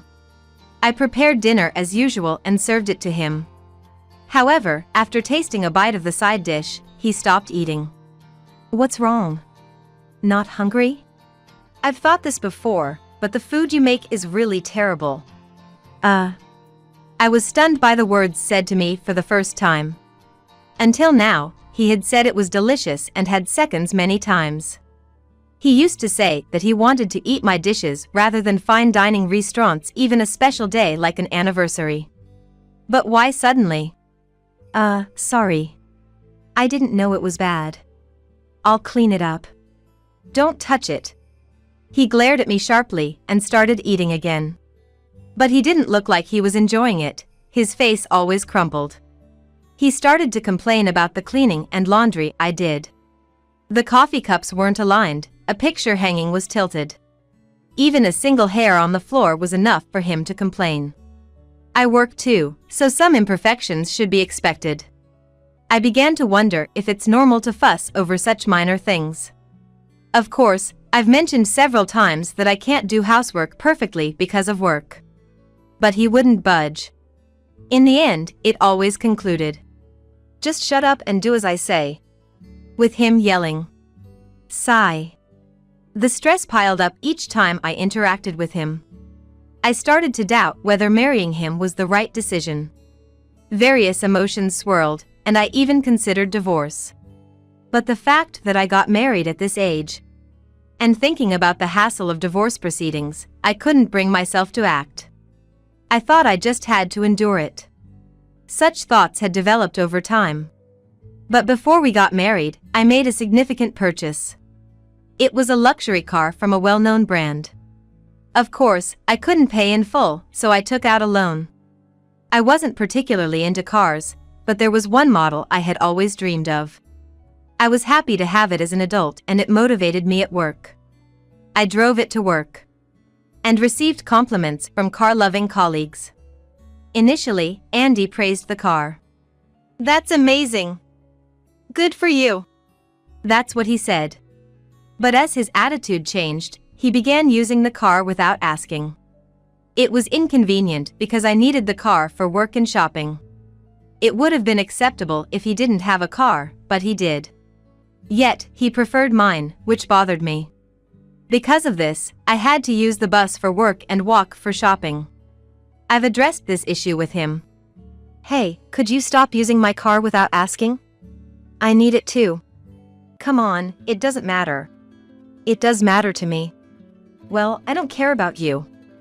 You're managing with the bus, right? That's fine. I have reasons to use a car. Don't butt in. Even though you have your own car? Your car is better. Just let me do it. He never listened and would end the conversation unilaterally. The bus fare added up, and walking home from the bus stop was exhausting after a long day at work. Shopping became more frequent since I couldn't carry heavy bags without the car, going from once a week to every other day. I considered borrowing his car. I asked, knowing it was a long shot. That car is mine. There's no way you could handle it.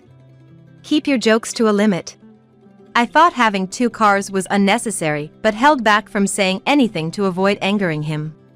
But I couldn't just use it without permission.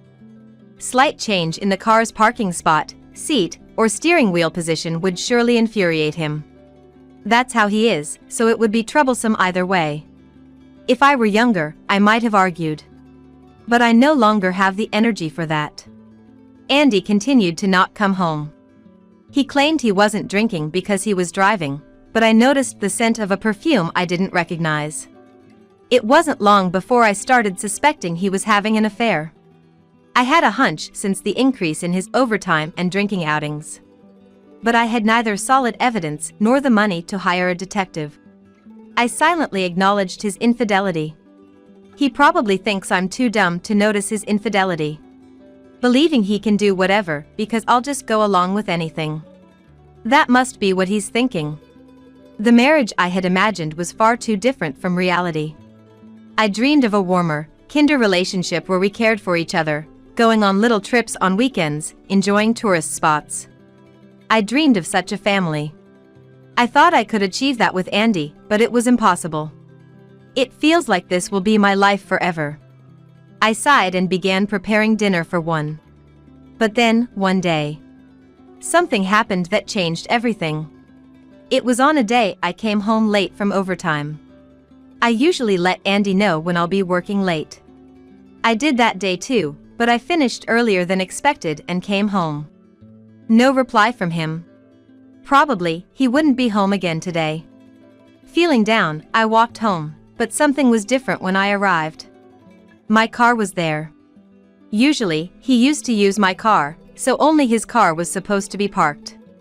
It was unusual. Thinking this, I went to enter the house. But then I saw it. The car was slightly shaking. I should have just been inside the house, but I approached the car out of curiosity. I could hear voices inside. Andy and a woman's voice. I moved closer to hear the conversation. "Do you love me, Belle?" "Yes. I do." The woman's name seemed to be Belle. Listening in, I heard a conversation I had expected but wished not to hear. "I want to divorce soon. I want to marry Belle. I'm happy. How have things been with your wife lately?" "We don't talk. I don't want to. Why did I even marry her? I'm always with Belle, so there's no real conversation, right?" "That makes sense." I felt ridiculed. My heart ached, and I felt indescribably sad. I didn't want to hear any more. I quietly stood up and was about to enter the house when my bag hit the car and made a noise. Too late, I realized my mistake. Andy peeked out from the driver's seat, seeing me. "Ah. You. Why are you here?" Well, You let your wife hear this. This is the worst." Andy got out and confronted me. "You said you had overtime today, right? Why are you back so early? Overtime means later, right? Did you lie to me?" "I didn't lie. I really had overtime. But it seems like, whenever I say I have overtime, you do this?" I hoped he would falter at my accusation, but having been caught with Belle, he seemed resigned. Yeah. So what? Is it so bad? It is bad. We're married, you know. What you're doing is cheating. And how dare you use my car to see another woman? So what? I'm using it now. Andy showed no remorse. Then he said something astonishing. This car is now ours. I was speechless. My saying my car probably prompted his bold statement. But then, something inside me broke.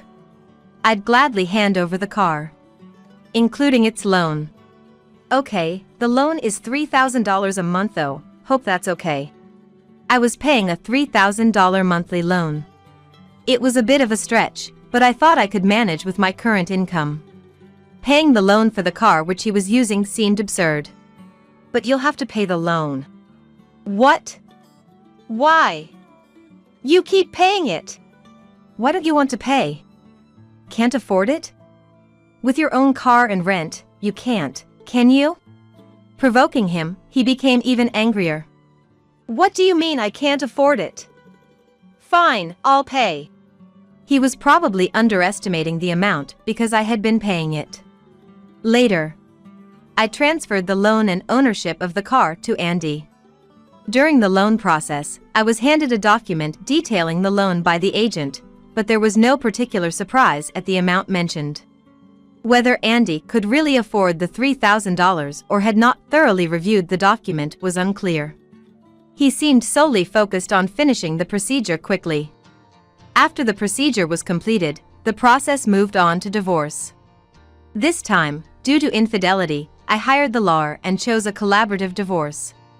I told the lawyer about submitting the dashcam footage from the day the affair was discovered, seeking divorce and compensation.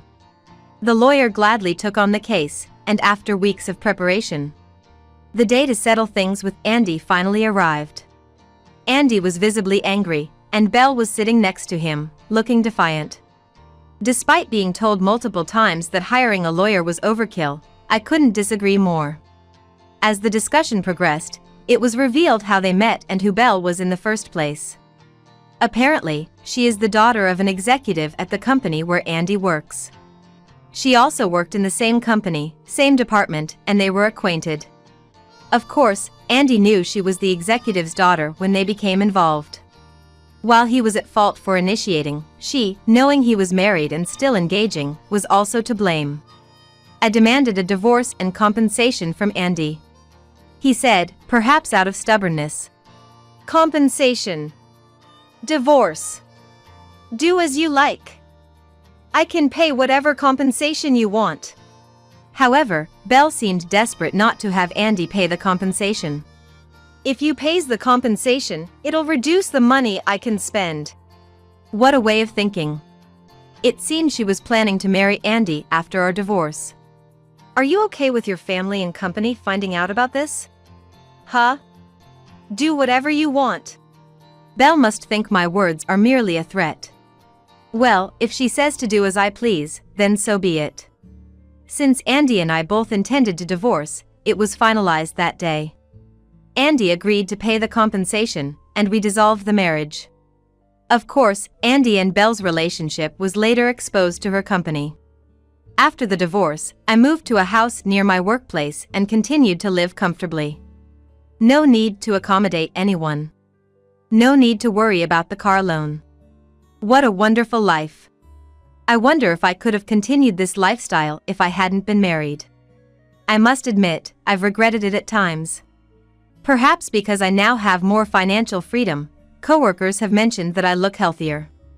I plan to live quietly on my own, with the compensation and my income. I won't marry again. From now on, I will live a life of my own. That's what I've decided. However, about 3 months after the divorce, suddenly, I received a call from Andy. What could he possibly want now? Though I found it annoying, I answered the phone. Hello, yes? Hey! It's not hello! What's going on? What's this about a red envelope? A red envelope? Perhaps it was a reminder or a demand notice. Calm down. What do you want? Like I said, what's this about the red envelope? When I opened it, it said I need to pay for the car loan. And, wait, were you paying $3,000 a month? I didn't know about that. Not know? I should have mentioned the amount when we transferred the loan and ownership. It's strange you didn't know. What? You didn't look at the amount because I was paying it effortlessly? You can't expect me to have thought it was $3,000. Hey! Can't you change it back so you're paying it now? Such a convenient man. After all, Andy would be the one using the car, even if I paid for it. And now that we're divorced, I shouldn't have to listen to him. It's impossible. Remember, you were the one who started saying the car was yours in the first place? Do you really think you can come now and demand I pay for the car, expecting it to be that easy? Don't say that. We were married, right? Even though we're divorced, we were in love, weren't we? Can't you help me out when I'm in trouble? In love. Help out in trouble.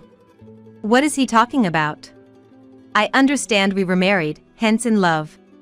But I've been through a lot because of Andy. And now, asking for help just because he's in trouble is too convenient. You. After living however you wanted, coming to me, now a stranger since we're divorced, for help is too convenient, isn't it? Now that the reminder has arrived, you'd better figure out how to pay it soon. Figure it out. That's impossible. No, don't start with that now. You were the one who said you'd pay my car loan in a fit of bravado, remember? Maybe you should learn to take responsibility for your words? That's that. Hey! Andy was making a fuss on the other end, but I had nothing more to say to him. I hung up without a second thought, ignoring him. The phone rang about 10 more times after that, but of course, I didn't answer. After leaving my phone aside, he seemed to give up as it eventually stopped ringing, with no further calls thereafter. Half a year later, I was still living comfortably by myself. Thanks to moving closer to work, the commute was incredibly easy. Having more personal time and finding a new hobby of going to art galleries was a joy. On such a pleasant day off, relaxing on the sofa, my mobile phone rang. Looking at the caller ID, Andy's name was displayed. Why was he calling again, I wondered. Tentatively, I answered the phone, and he began speaking in a tone as if his previous bravado was a lie. Samantha. It's me. Andy. What's going on? Despite his apparent weakness, I couldn't coddle him. I asked what he wanted with a tone of detachment. The compensation. I can't pay it anymore. Please, give me a break. Excuse me? Give you a break? His plea irritated me, but I was curious about what had happened, so I listened. Apparently, he had been hiding it out of pride, but after our divorce, he had to leave his job. The reason was his indecent act with Belle, the executive's daughter. It seems he was pushed to resign voluntarily for disrupting the company's order. Belle had dumped him as well. Even though he tried to find a new job, he struggled, surviving on part-time jobs. However, that kind of life didn't last long. Now he has sold both cars and moved out of his rental, returning to his parents' home. He probably thought this would make his life a bit easier. However, a few weeks after moving back home, his mother's health deteriorated, requiring care. With his father being elderly, Andy had no choice but to take on the caregiving duties while also working. Moreover, just because he sold the cars doesn't mean he's free from paying for them. The luxury car loans, the compensation to me. Andy is evidently struggling. Come on, please. I'm begging you. Heck, I'd even consider getting back together if it'd make things easier for you. What do you say? Where exactly would I find it easier? Without much thought, getting back with Andy now would mean taking on the responsibilities of his parents' care, the loan payments, and other living expenses. He would likely quit his job and leave all the housework to me, as before. Life was hard enough when we were together. Jumping back into an even more difficult situation is unthinkable. I've said something similar before, but you truly only think about yourself. You probably just want to live in my house and have an easy life, right? That's not it. I can't believe that. Do you have any idea how much trouble you've caused me? Caring for parents is tough, you say? Forced to quit your job? Dumped by your girlfriend? All of that wouldn't have happened if you hadn't cheated, right? Andy fell silent. But I continued to press him. I wonder why I ever married someone like you. I'd be angry with my past self if I could. Don't marry Andy, you won't be happy, and you're still talking about getting back together? That's a bit crazy. If you were truly remorseful, such words wouldn't come to you. So, I expect you to continue paying the compensation.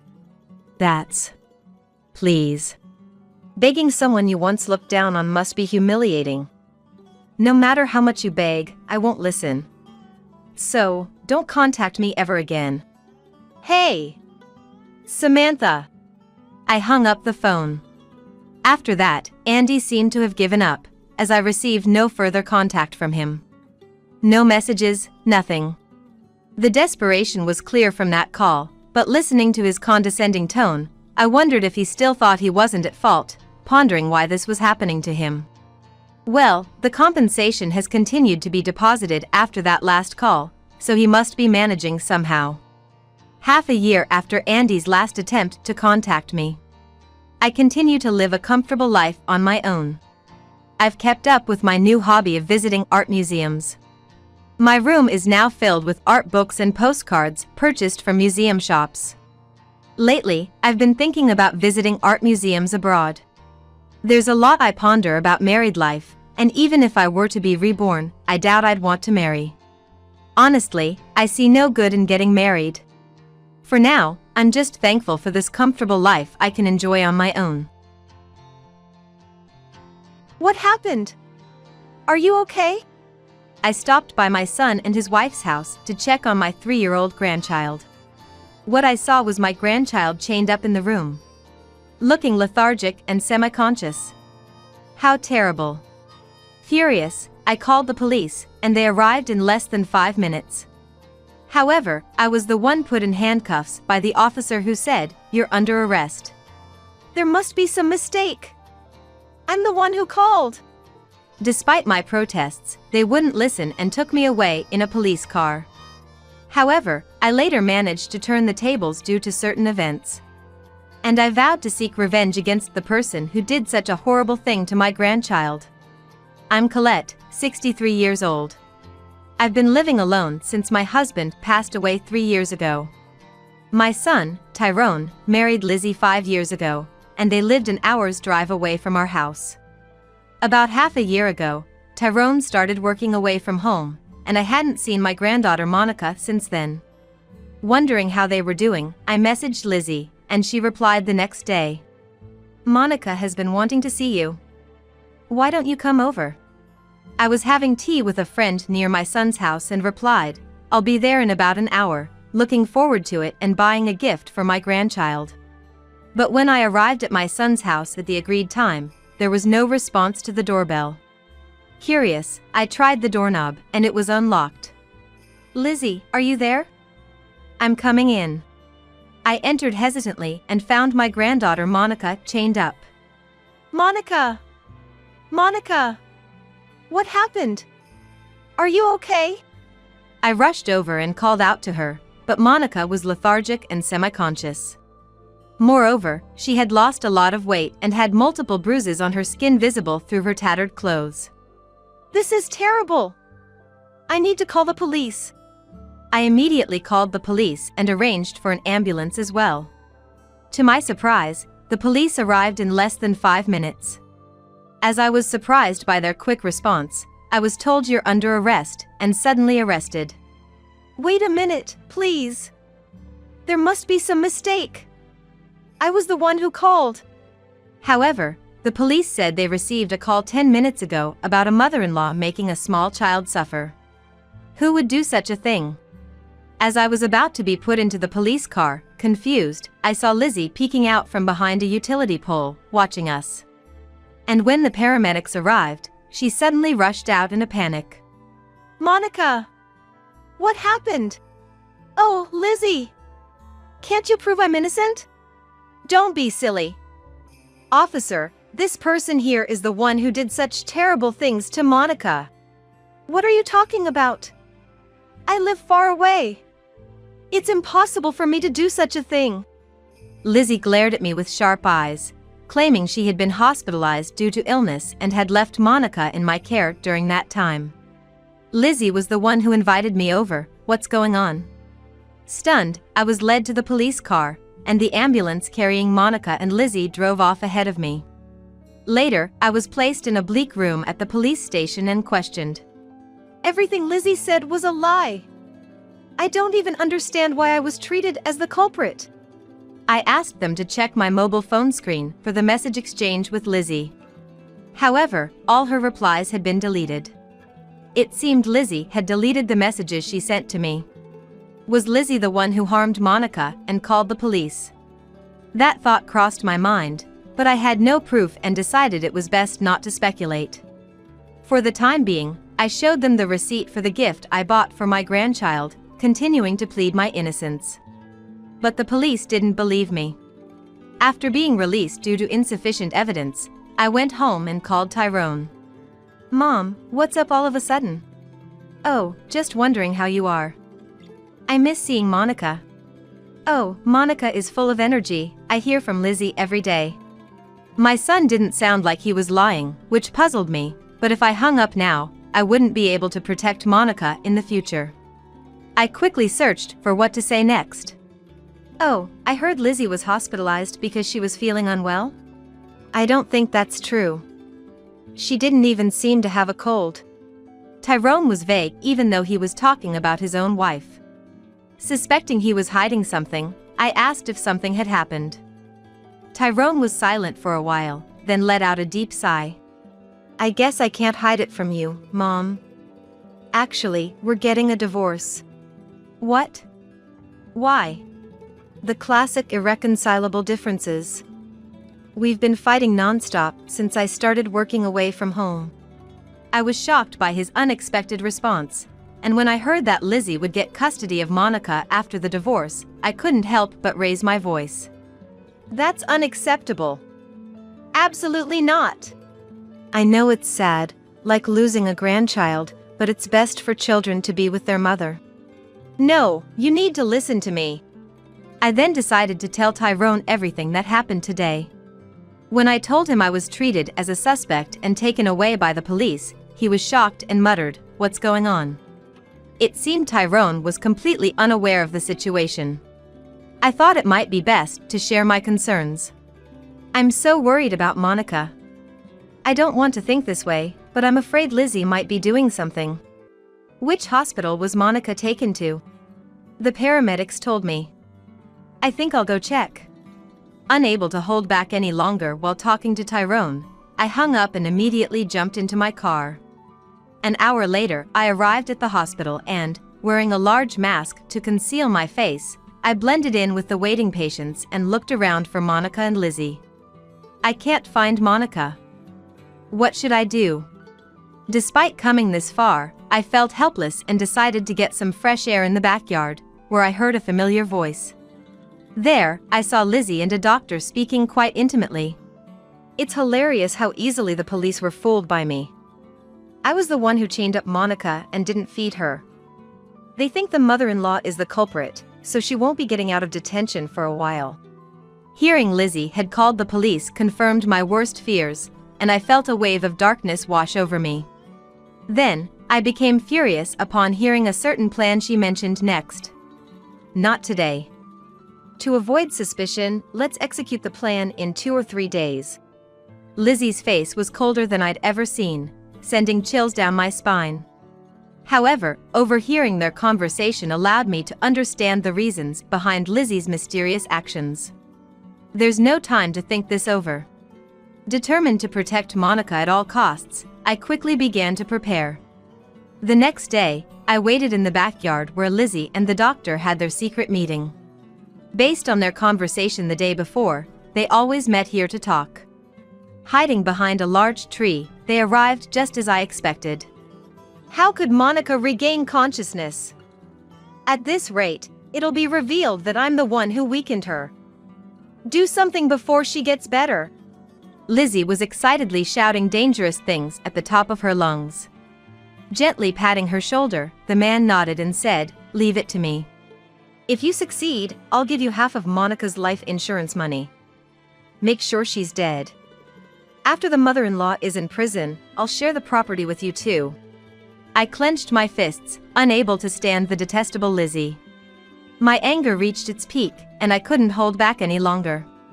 I'd like to hear more about what you just said. What?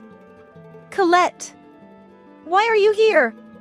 I was released due to lack of evidence. Too bad for you. Lizzie, looking awkward, approached me as if nothing had happened. I'm so relieved. I was worried about you. What are you talking about? You're the one who called the police. There's no way that. Before Lizzie could finish, I played the video I had recorded on my mobile phone from their conversation yesterday. The video revealed all their schemes. Lizzie's face went pale upon hearing it. Not only did you treat Monica horribly, but you also tried to pin the blame on me and take my property after I was sent to prison. You two are devils. Actually, the doctor conspiring with her was Monica's ex-boyfriend. After sending their photo to Tyrone, he told me he recognized the man. Doctor, how much did you rack up in gambling debts to be so desperate for money? How did you know that? This was also something I heard from my son. The gambling debts were the reason Lizzie and the man broke up during their relationship. Convinced they were repeating the same mistakes, I coaxed the truth out of them, and it seemed my suspicions were correct. I borrowed $80,000 from consumer finance. That's it. If you want to help Monica, Colette, could you pay off the debt instead? You really are something. If we're going to talk about this, let's do it in Monica's hospital room. Agreeing, Lizzie, the doctor, and I headed to Monica's hospital room.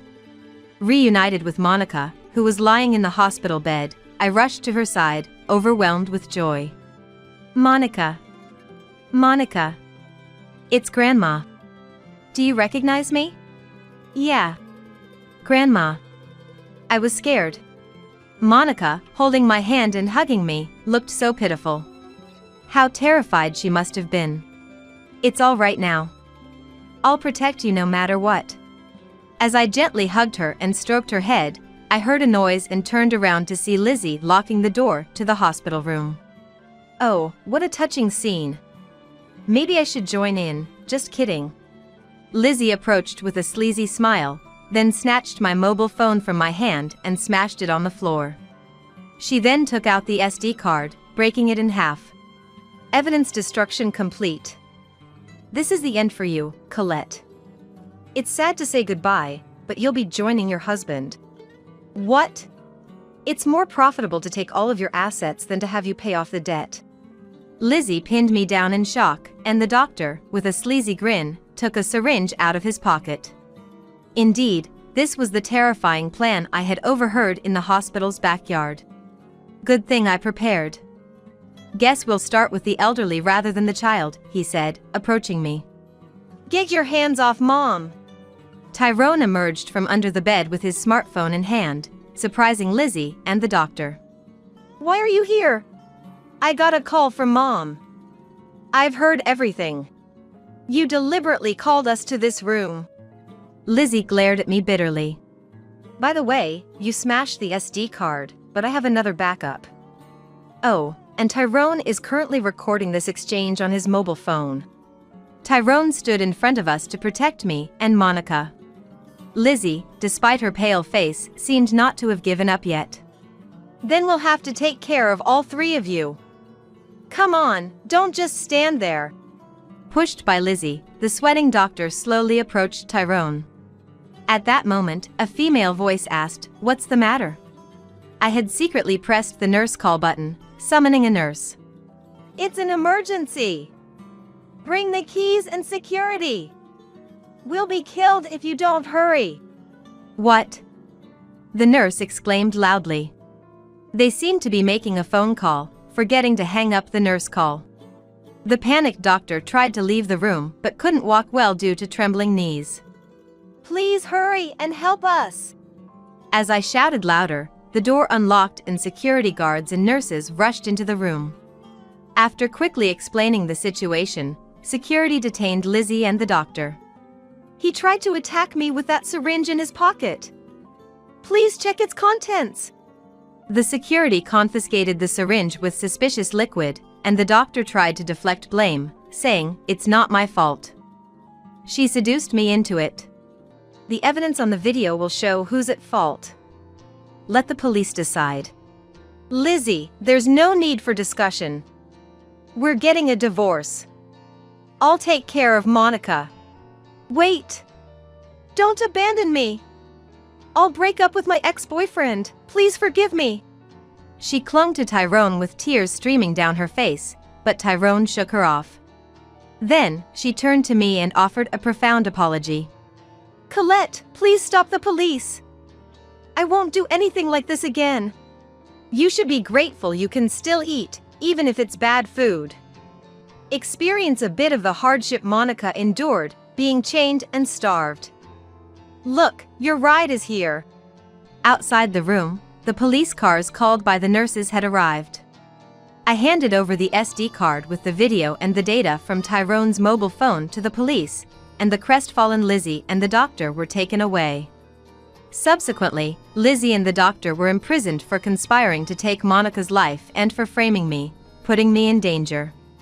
Tyrone divorced Lizzie and gained custody of Monica, claiming $30,000 in damages for Monica's emotional distress and for the affair, which he also demanded from the doctor.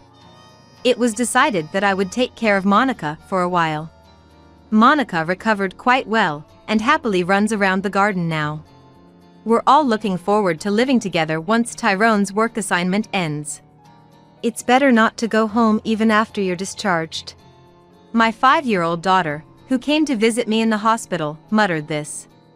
I couldn't understand what she was saying and tilted my head in confusion. Then look at this. I couldn't stop trembling when I saw the photo that my daughter, who possesses a mysterious power, handed to me. That's because it captured something unbelievable. In that moment, everything came crashing down. And at the same time, a brilliant revenge drama was about to begin. My name is Cheryl. I'm 32 years old. I lived with my husband Marty, who is 3 years older than me, and our 5-year-old daughter. I worked at the same company as Marty and was drawn to his cheerful personality. I thought about quitting when I got pregnant, but after discussing with HR, I changed my mind and returned to work in a different department after maternity leave. Since we were both working, we shared household chores and took care of our daughter together. Our daughter Erica was innocent and cheerful, and she loved her daycare. Erica, who had always been a great helper, took the initiative to help when we were sorting out my parents' house after they passed away 2 years ago. But at that time, Erica was still just a little girl. When she found my dad's Polaroid camera, she became obsessed with it and couldn't focus on anything else. Marty, who was there, said, "Miss Photographer, could you take a picture of me?"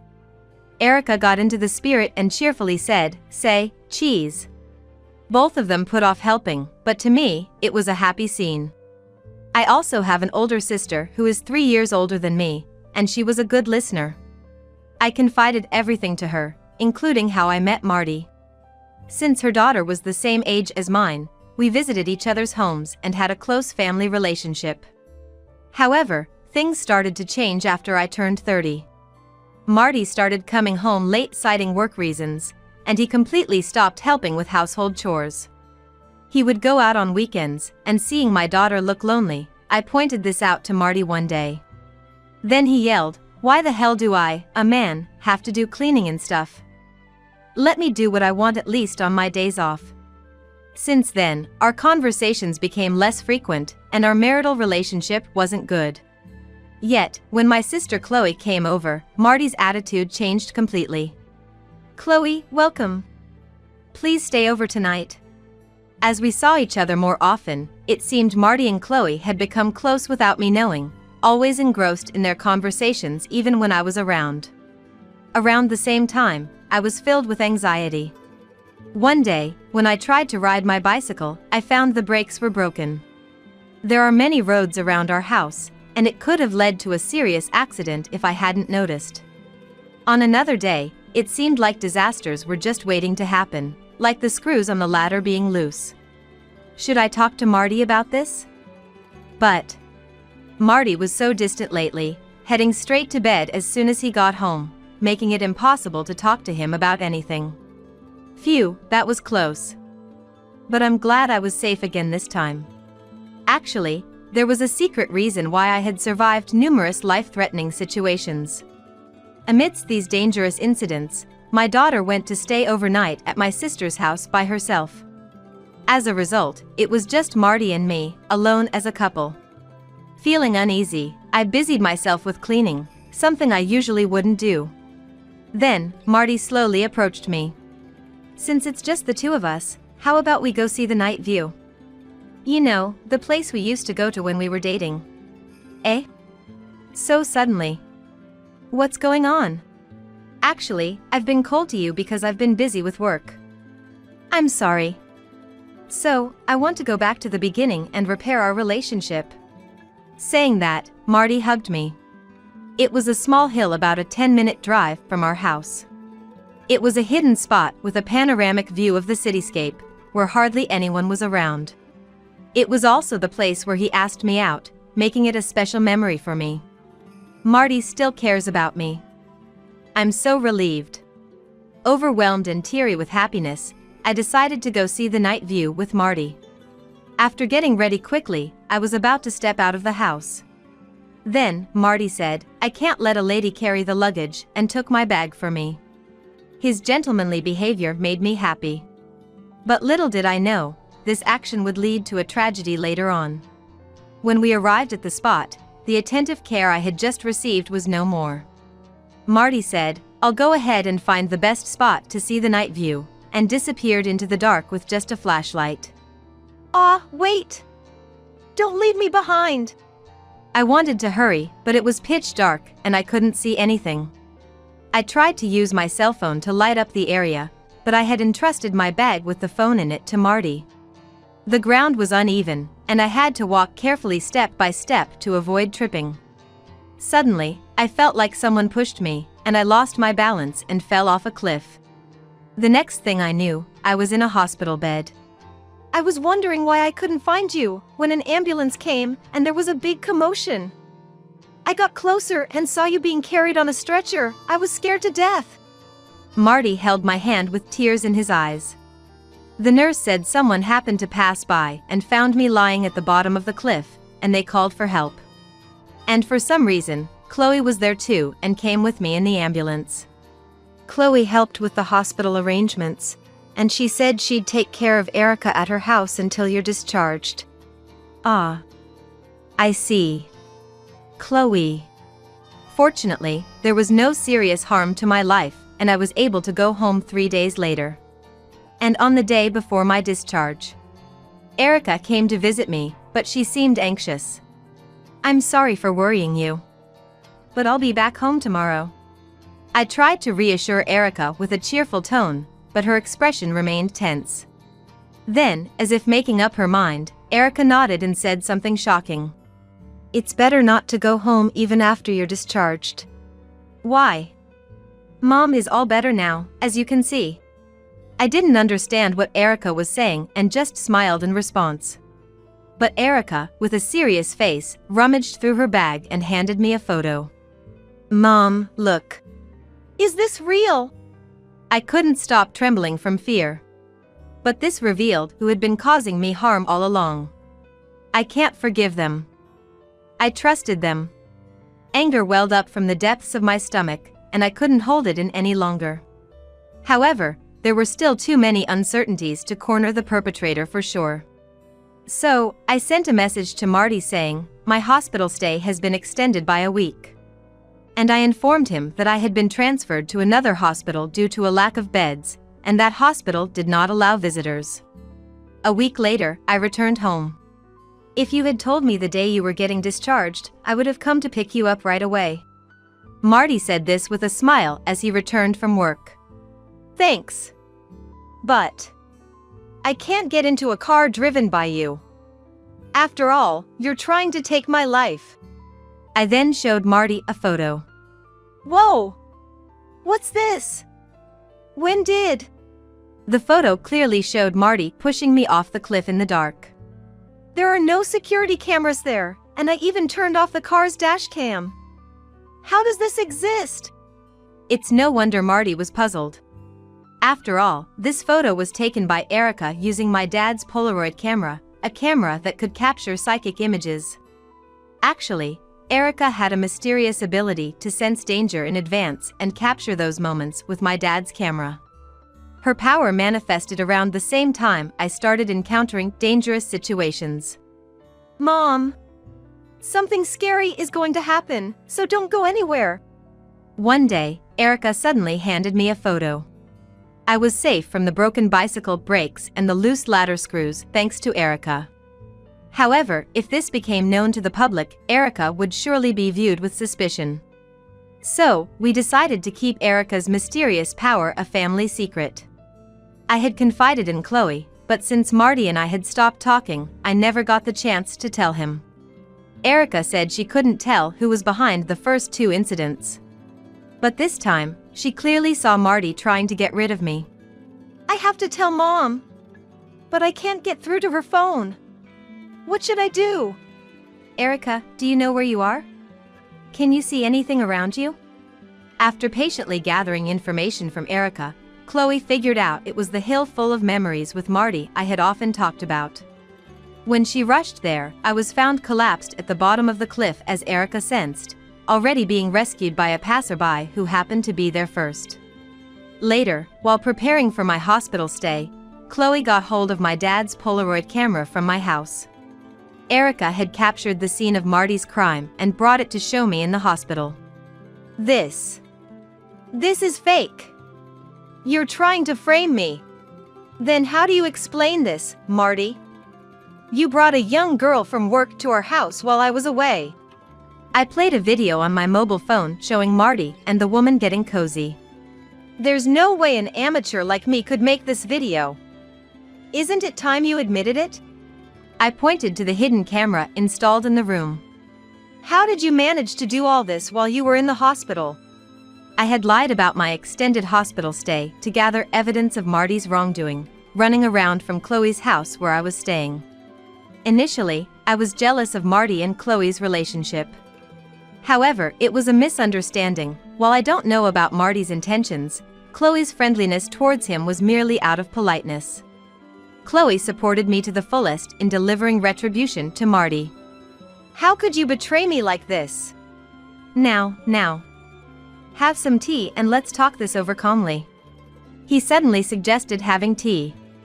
But Erica had already psychically captured Marty's actions. What, did you put something dangerous in it?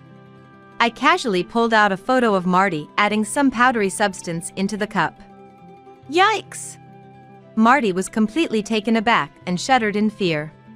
Confess everything. I pressed, and he began to speak, his voice shaking. According to Marty, he had fallen in love at first sight with a new employee, started dating her, and wanted to marry her.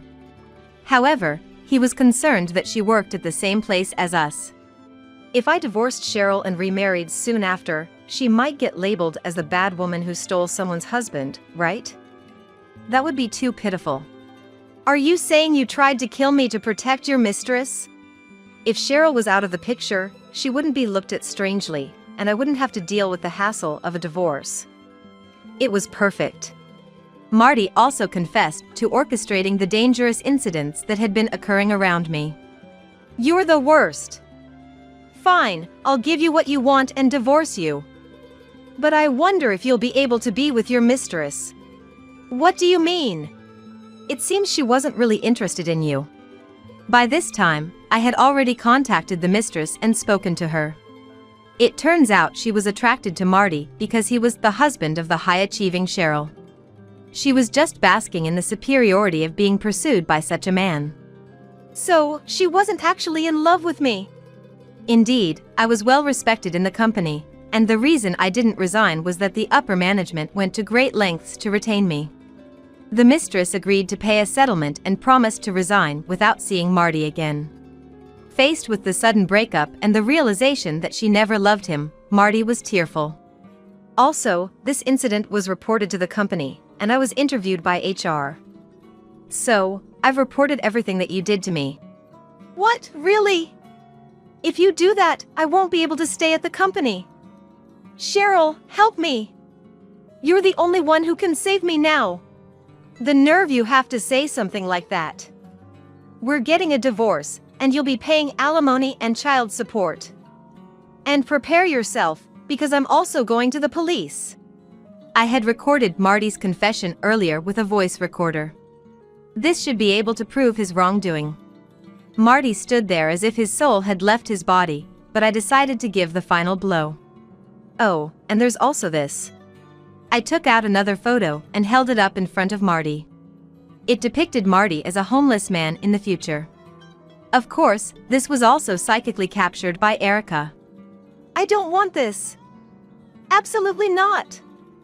Please. Cheryl, forgive me. Marty clung to me, sobbing and repeatedly apologizing. However, what he had done was absolutely unforgivable. I never want to see your face again. Don't ever show up in front of me. You deserve to go to hell. Damn it.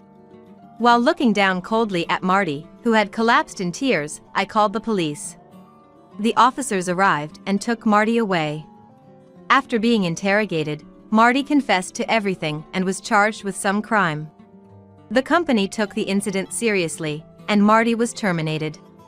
I got divorced, demanded $30,000 in settlement money from Marty in the divorce court, and $500 a month for child support, and the mistress agreed to pay me $10,000.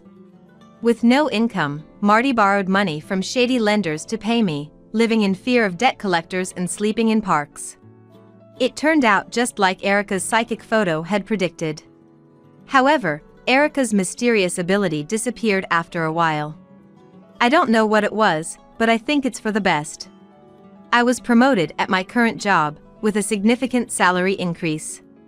Thanks to that, Erica and I are now enjoying our days happily together. Do you really have a lot of savings? Those words from my husband Weston gave me a bad feeling. I have a separate savings account, in addition to our joint account. When I was working, we used to communicate how much we were saving from time to time. But since I retired, our living expenses were covered by the pension, so I didn't bother telling him about my savings. I decided to use this money in case one of us got sick or if there was an absolute need.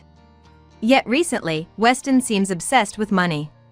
He's been wastefully spending on solo trips and flamboyant, expensive clothes he would never wear. I already know why his spending has become so reckless. Clenching my fists in frustration, I gritted my teeth. No, $450,000.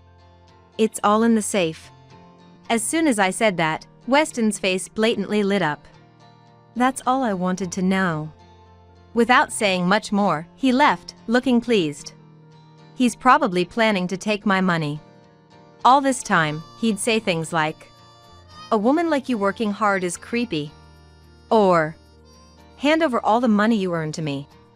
After all, he criticized me on a whim. In the end, he turns to someone else's money when he's insecure about his future. How dare he leech off my money while he's been demeaned me? I won't let that happen.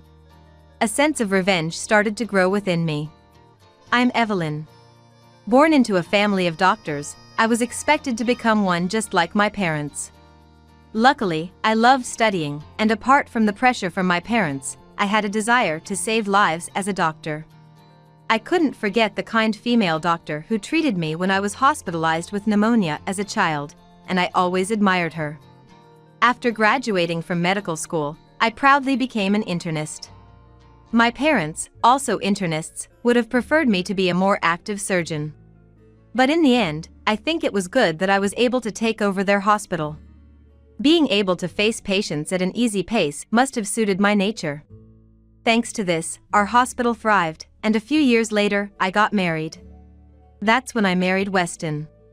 It wasn't a love marriage, but rather through an introduction by acquaintances, so our relationship was neither particularly close nor bad. However, Weston, a bossy husband, really hated the idea of his wife working. Probably it because he worked in a factory and was concerned about earning less than me. Thus, his male pride made him act like that. Life with Weston, who believed women should stay home and not work, was painful. Does it really matter who earns more in a marriage? Of course, I rebelled, ignoring such views and continuing my duty as a doctor. You dare defy me, although you are a woman? Whenever we argued, "You're a woman," Weston always said.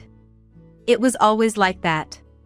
Don't slack off on housework because you're a woman. Don't work all the time because you're a woman. Don't earn more than me because you're a woman. Looking back, I think Weston felt inferior to me from that time. It seemed that he oppressed me condescendingly to relieve stress. Had I been a weaker woman, I surely would have been dominated by Weston. Being strong-willed, I constantly fought with him. However, our relationship, which was developing cracks, began to heal with the birth of our son Austin 2 years into our marriage. Children are a source of joy, and they were exactly that for us. Weston, by doting on the kids, could forget his hatred towards me, allowing me to work guilt-free. But when Austin expressed his desire to become a doctor, Weston's hostility turned towards me again. He wants to be a doctor like you? I'm worried about his future. A hospital run by a woman is bound to be no good. Hey, why would you say that? I'm just working for the family. Do you enjoy always tarnishing my honor? Is earning money that great? Would you be happy if I ran out of money and we couldn't make ends meet? Such arguments were common. I thought everything he worried about was ridiculous. Money shouldn't matter whether earned by a man or woman, and I couldn't understand his pride in wanting to dominate. However, he did love Austin, so that was a relief. I was fine with being the only one disliked by him. Austin grew into a fine young man and went to medical school. After graduation, he worked at a university hospital, fulfilling his dream of becoming a doctor. And after working there for over a decade, he took over the hospital when I retired. I'm going to do my best as an internist at Mom's hospital. Austin, you don't have to push yourself. Do what you love most. I've always wanted to be like Mom. I'm actually really happy to take over the hospital. I was so moved by his words that I felt tears of joy. At the same time, I noticed that Weston's look towards me and Austin had shifted from hostility to resentment. For Weston, respect should be for the father, and the mother just a supporting role. Honestly, I considered divorce. But bringing it up could infuriate Weston, and more importantly, I couldn't do it thinking of Austin. So, we entered our old age with an awkward relationship. Life alone with Weston was quieter than I expected. We hardly talked or went out together. Just watching TV in the same space or eating the meals I cooked. Compared to when I was juggling work, housework, and childcare, it was relatively peaceful. No more nagging about how women are or how much I earn. Since Austin took over the hospital, Weston stopped snapping at me, and considering how I was always belittled before. Because you're a woman. These times were quite peaceful. With Austin grown up and me retired, we finally had a trouble-free daily life. But then the unexpected happened. Weston started to leave the house frequently. At first, I thought he was just going for walks during the day, but it seemed not to be the case. He'd been gone from morning to evening, sometimes not returning home for a whole day. I didn't want to suspect a man in his 70s, but I had a terrible feeling. And not just that, unbelievable amounts of money were being withdrawn from our joint account. It wasn't through credit card use, so I had no idea what for. We get our pensions, but withdrawing nearly $1,000 every month would make life unsustainable. I confronted Weston. Hey, why are you withdrawing so much money? This account is for rent and living expenses, something we made together. I'm in trouble if you use it selfishly. Faced with my accusations, he laughed mockingly, as if exasperated. A little bit should be fine, right? We have plenty. What if we run out when we need it? Are you going to cover the money you spent? Shut up. That's why I hate you. Acting all high and mighty, although you're a woman. After a long time, I heard it again. You're a woman. That line. I've always just let it slide without talking back, but his words are terrible. If I ever said, "Because you're a man," he would forget his own words and definitely get angry. It's not okay at all. It's not just your money. You're supposed to have your own personal savings account. When I said this firmly, he was at a loss for words. We each have our own savings accounts. The joint account is for necessary expenses like living costs and rent, while the savings accounts are for personal savings. We made this arrangement due to Weston's whim of not wanting to be upset by my income. So, the rule is, if we want something, we use our own savings account. He, withdrawing money from the joint account, is breaking the rules. Listen, if you withdraw a large sum again, I won't put my pension into the joint account anymore. What? Are you even a wife?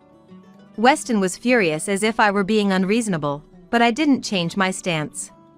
Why should I allow him to freely use the money meant for our married life?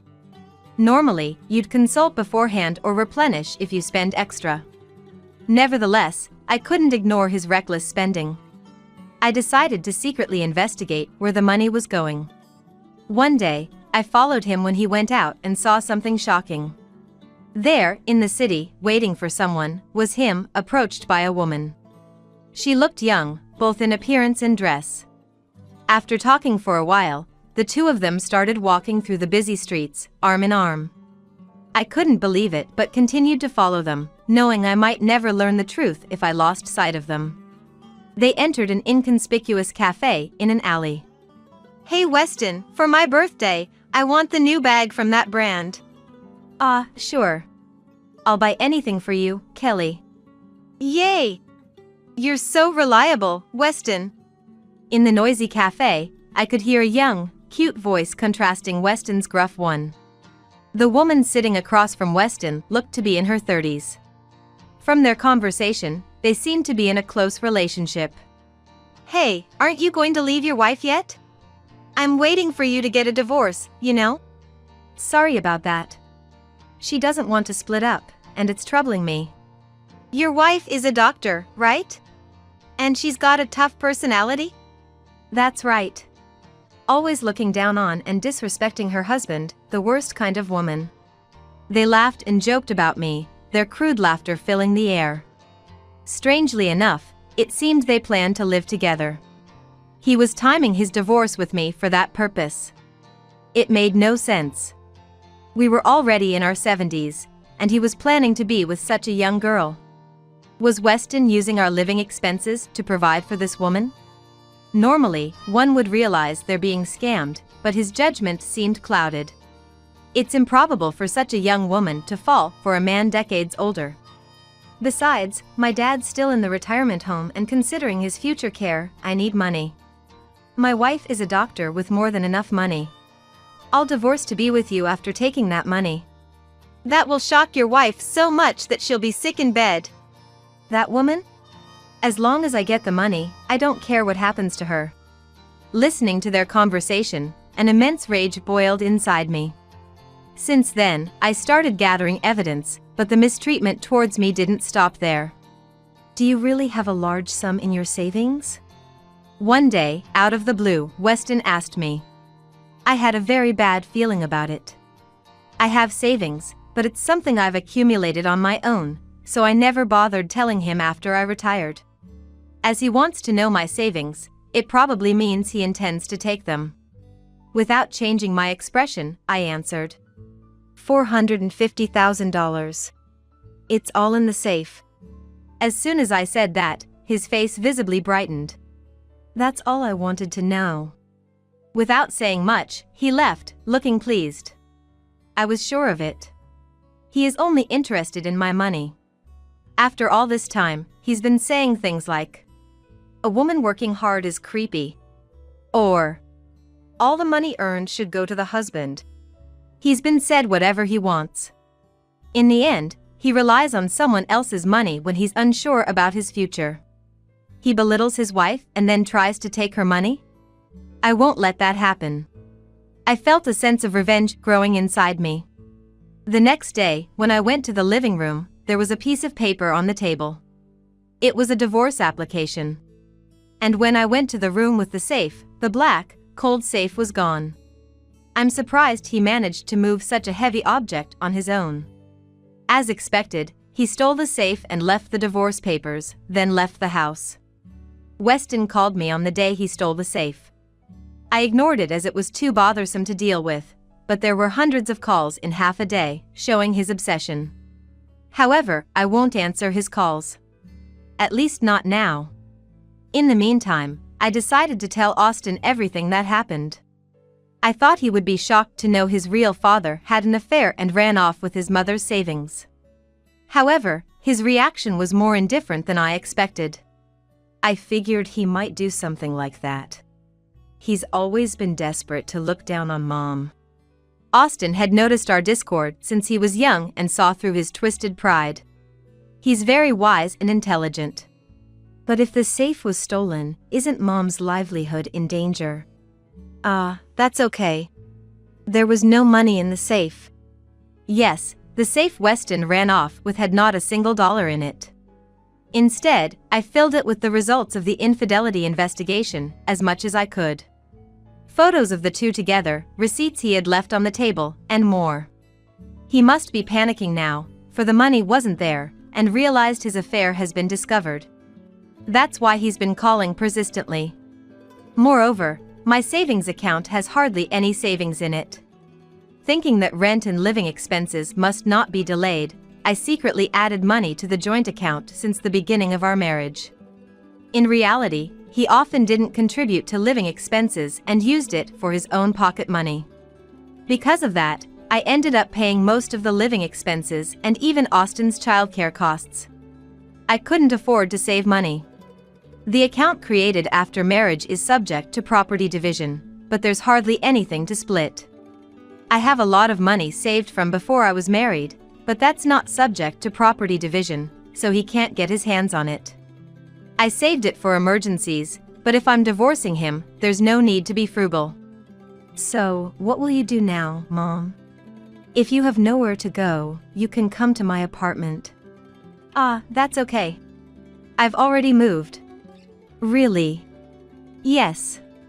I've already filed for divorce. The day after he left, I moved to an apartment I had arranged beforehand. The house originally belonged to him, so even without savings, selling it would help financially. Mom, if you're getting a divorce, you should consult a lawyer to avoid complications with the property division. I will. I also need to get compensation in the divorce trial. Austin was surprisingly calm, which allowed me to respond firmly. Just knowing he'd support me if needed was empowering. Following Austin's advice, I consulted a lawyer about property division and compensation for the divorce trial. Since the safe was stolen, I was advised to report it to the police, so I decided to file a theft report. Now that it's come to this, I'm determined to thoroughly punish Weston. When I was ready to fight, he unexpectedly showed up at my new apartment. Luckily, I could find it was him through the door. How do you know where I live? What do you want now? Hey! How dare you deceive me? There wasn't a single dollar in the safe. Oh, you have the nerve to say that when you committed theft? And you left the house to move out. It seemed he had located me using a detective. What a waste of his little money. And what about those photos? Stop dragging Kelly into this. I'm the one who got dragged into this. You dared to misuse our living expenses. I'll make sure you pay the compensation in the divorce trial. He gasped in surprise because of my strong stance and the mention of compensation in the divorce trial. Then he suddenly changed his tone, speaking weakly as if pleading. Hey, you haven't filed the divorce papers, right? We're married, let's stop this silly fight. What? I couldn't help but respond with a voice filled with anger. He shrank back as if scared, but I didn't feel a bit sorry for him. This is not silly to me at all. And I've already filed for divorce. We're not a couple anymore. What? How dare you? You're the one who left the divorce papers and left, right? Selling that house should cover the compensation in the divorce trial. If you come to the house again, I'll call the police. After ending the conversation through the door, he lingered outside for a while before leaving pathetically. He stole the safe hoping to become rich. Thinking about how long I've been belittled by someone like him makes me angry again. But I can't lose my composure. My revenge against him is just beginning. The claim for compensation in the divorce trial against him and his mistress was successfully made. The woman quietly paid, but he, perhaps reluctantly, keeps trying to negotiate a reduction. I don't plan to reduce the amount by even $1. Considering everything he's done, the compensation in the divorce trial is small price to pay. Eventually, Weston paid the amount I demanded. He had assets like land and money from property division. That probably all went to the compensation in the divorce trial, but now it doesn't matter to me. It seemed he visited Austin to beg for money but was turned away. I'm cutting ties with Dad. It's embarrassing to have a father who has twisted pride and looks down on others without making any effort himself. He appears to be thoroughly disliked by Austin now. I realized how closely children watch and remember their parents' treatment of their partners. Austin works tirelessly for the hospital and is still single, saying he's too busy enjoying work to find time for romance. I'd like him to find a good wife, but it's not something a parent should interfere with. I just hope he doesn't end up in a loveless life like ours. A few weeks after the divorce, the safe I had reported stolen was found. It had a keypad lock, but it looked like it had been pried open with a crowbar or something. Inside were charred papers, evidence that something had been burned. Probably he had set on fire either to destroy the evidence of his affair or out of sheer anger. The safe is no longer usable, but I don't intend to ask for compensation. It served its purpose by cutting ties with him, and I don't need another one. Since then, he was unceremoniously dumped by his mistress. Apparently, she hadn't expected the claim for compensation in the divorce trial and was furious. I wasted money because of you. Blaming him for wasting her money. He seemed serious about remarrying, but the woman was just in it for transactional relationships and never intended to marry. Logically, a marriage between a man in his 70s and a woman in her 30s with a whole future ahead of her is improbable.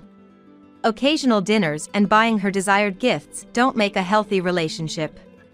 He must have wanted to satisfy his ego by showering her with gifts to keep her attention. Now, he is working 3 part-time jobs, struggling to make ends meet and pay the compensation from the divorce trial. Apparently, he is all out of money because of the divorce compensation. He's barely making it with property division and the money from his land property. He managed to rent an old apartment but is living without savings or luxuries, and it's taking a toll on him mentally. As for me, I'm enjoying fulfilling days, occasionally dining out with Austin and becoming friends with neighbors. One happy event did occur. Austin, who had been single for a long time, got married. His wife, a nurse around his age, is kind and warm-hearted. She'll be helping with the hospital's management, so I'm sure they will continue to provide caring medical and nursing services. Most importantly, thanks to her, Austin smiles more than ever. I hope they never end up like Weston and me. May they always be happy and supportive of each other. As for myself, still in my 70s, I want to acknowledge, praise, and live my life happily. You know, I remarried a beautiful and young woman unlike you. My ex-husband Duke said to me with a vulgar smile. It's only been a week since our divorce, and he's already remarried. He probably was cheating on me even while we were married. For a while after we got married, Duke and I were a happy couple. We both loved kids and were conscious about having them right from the start of our marriage. I can't wait to have kids. I want a daughter and a son, Duke would say excitedly, imagining our future. But we struggled to conceive. Gradually, our relationship soured, and we ended up hating each other and divorced. A week later, I ran into him at a shopping mall, where I went to distract myself. My name is Lynn. A woman in her 30s and a corporate employee. I met Duke, who's 4 years older than me, through friends. And got married 3 years ago. Duke and I both loved kids and wanted to start a family early. I really hope we have kids soon. I'd like a daughter and a son. Duke used to say. Yeah, I don't mind the gender as long as they're healthy. But I do want more than 2. I would respond. We happily talked about what our kids might look like, what their personalities would be like, eagerly awaiting their arrival. However, even after 1 year, then 2, we couldn't conceive. During the first year, Duke said, "It didn't work out again. But no rush, we'll be fine." But after the second year, he started to become bitter. What, it didn't work out again? Someone I know had a baby just 2 months after getting married. Why can't we have one? He complained. I don't know what to say. Our relationship deteriorated from that point. Duke's behavior became harsher, and I couldn't handle it alone anymore. I often confided in my best friend Johanna. Johanna always listened seriously to my problems. I see. Duke really wants a child, so I understand his disappointment. But he should be more considerate of you, she said sympathetically. I know. He's changed so much. He used to be so kind, I said, reminiscing about the old Duke and sighing deeply. Johanna and I shared our deepest troubles with each other, things we couldn't tell anyone else. Time passed, and we still couldn't have children. Before we knew it, 3 years of marriage had gone by. Realizing that natural conception might be impossible, I decided to suggest fertility treatments to Duke. After dinner and while drinking coffee, I approached Duke. Hey, Duke. We haven't had a child in 3 years, right? I'm 34 now, so maybe it's time to consider fertility treatments? Duke's face showed blatant annoyance at my words. Fertility treatments? Isn't it because you're getting old and decrepit that we can't have kids? If you're gonna do it alone. That's not something you can just say. I was taken aback by his harsh response and was at a loss for words. I'm not doing it. There's no way the problem is with me. Duke spat out those words and immediately left for the bedroom. Left alone, I stood there stunned. Does Duke not want to cooperate at all? I muttered, filled with a mix of emptiness and sadness. With no other choice, I decided to visit a fertility clinic alone. After a thorough examination. Where's your husband? It's important to have his cooperation. Infertility issues are often on the male side. Make sure he comes with you next time, the doctor asked. Encouraged by the doctor's words, I tried to discuss fertility treatments with Duke again that night. Fertility treatments won't work if it's just me. You need to get tested too. Can you please come to the hospital with me? Are you saying it's my fault? It's obviously you, the woman, who's the problem. I have nothing to do with it. I told you to do it alone if you're going to do it. Don't drag me into this. Duke exploded in anger. But infertility often lies on the male side. If the doctor said so, it must be true. The doctor also said that the husband needs to cooperate. Please, Duke, come to the hospital with me. I tried desperately to persuade Duke. Despite his irritation. Fine, I'll go. Just stop nagging. Duke eventually agreed, albeit grudgingly. A few days later, I took Duke to the fertility clinic. After his examination, Duke emerged from the testing room looking irritated, his face twisted in frustration. We were waiting in the reception area to hear both my previous results and Duke's recent test. Due to the clinic's busy schedule, we were not called for a while. Being impatient, Duke abruptly stood up and said, "I'm leaving." He ignored my attempts to stop him and left alone. I had no choice but to hear the results alone. Finally called in, the doctor's revelation left me in shock. I need to tell Duke. I rushed home, opened the door, and said, I'm back. I washed my hands and headed to the living room, where an infuriated Duke awaited. What's wrong? Hey! What are you playing at? I thought infertility testing would be simpler, but why did I have to go through that? It was humiliating. It seemed Duke was upset about the nature of the male fertility test. Well, we need to do proper tests to find out why we can't have kids. About the test results. Duke cut me off mid-sentence, shouting angrily. This is all because you're old and can't have kids. I can't take this anymore. I'm divorcing you. What are you talking about all of a sudden? I was shocked by Duke's sudden declaration of divorce and raised my voice in surprise. I can't live with an infertile old woman anymore. Fed up with Duke's abusive language and constant belittling about my infertility, I felt my feelings for him cooled in that moment. Fine. Let's divorce. Ha, I'm glad you agree so easily.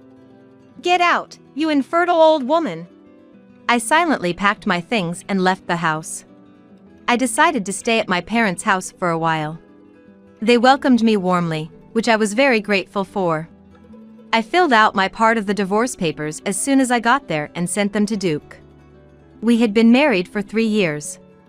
Duke was a kind and good husband in the beginning. There were many happy memories. But the Duke I loved was no longer there. Remembering the ugly face of Duke, who insulted and pushed for divorce, filled me with sadness and intense anger. I didn't have any love left for Duke. A week later, I went to a large shopping mall for a change of scenery. That's when I saw a familiar profile. Ugh. And I involuntarily muttered. I tried to leave unnoticed, but Duke saw me. Isn't that Lynn? Duke noticed me and called out. I ignored him and started walking away. Wait. He grabbed my arm. Let go. Duke looked at me with a vile smile. Following me? Can't forget about me, huh? What? His off-base comment left me dumbfounded. I've remarried a beautiful, young woman.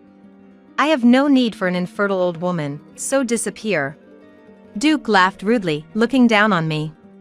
The fact that he stopped me just to tell me to disappear infuriated me. It had only been a week since our divorce, but he was already remarried. I realized then that Duke must have been cheating on me. The deterioration of our marriage wasn't just because we couldn't have kids, it was also because of Duke's affair. He must have been confident about divorcing because he had the option of remarrying his mistress. What a terrible man. As I frowned, a coquettish voice caught my attention. Duke, who are you talking to? The voice belonged to a woman with blonde hair, heavy makeup, and revealing clothes. She was also adorned with designer bags and accessories and held shopping bags from brand stores. Finished shopping? This is my ex-wife. The infamous ex-wife. The woman looked down on me with a scornful gaze. I recognized her from somewhere. Who was she? I was on the verge of remembering, when Duke triumphantly introduced her.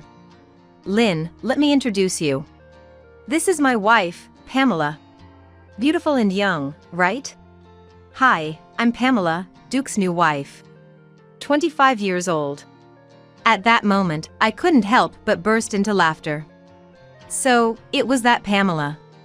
Finally remembering, I couldn't stop the laughter that welled up inside me.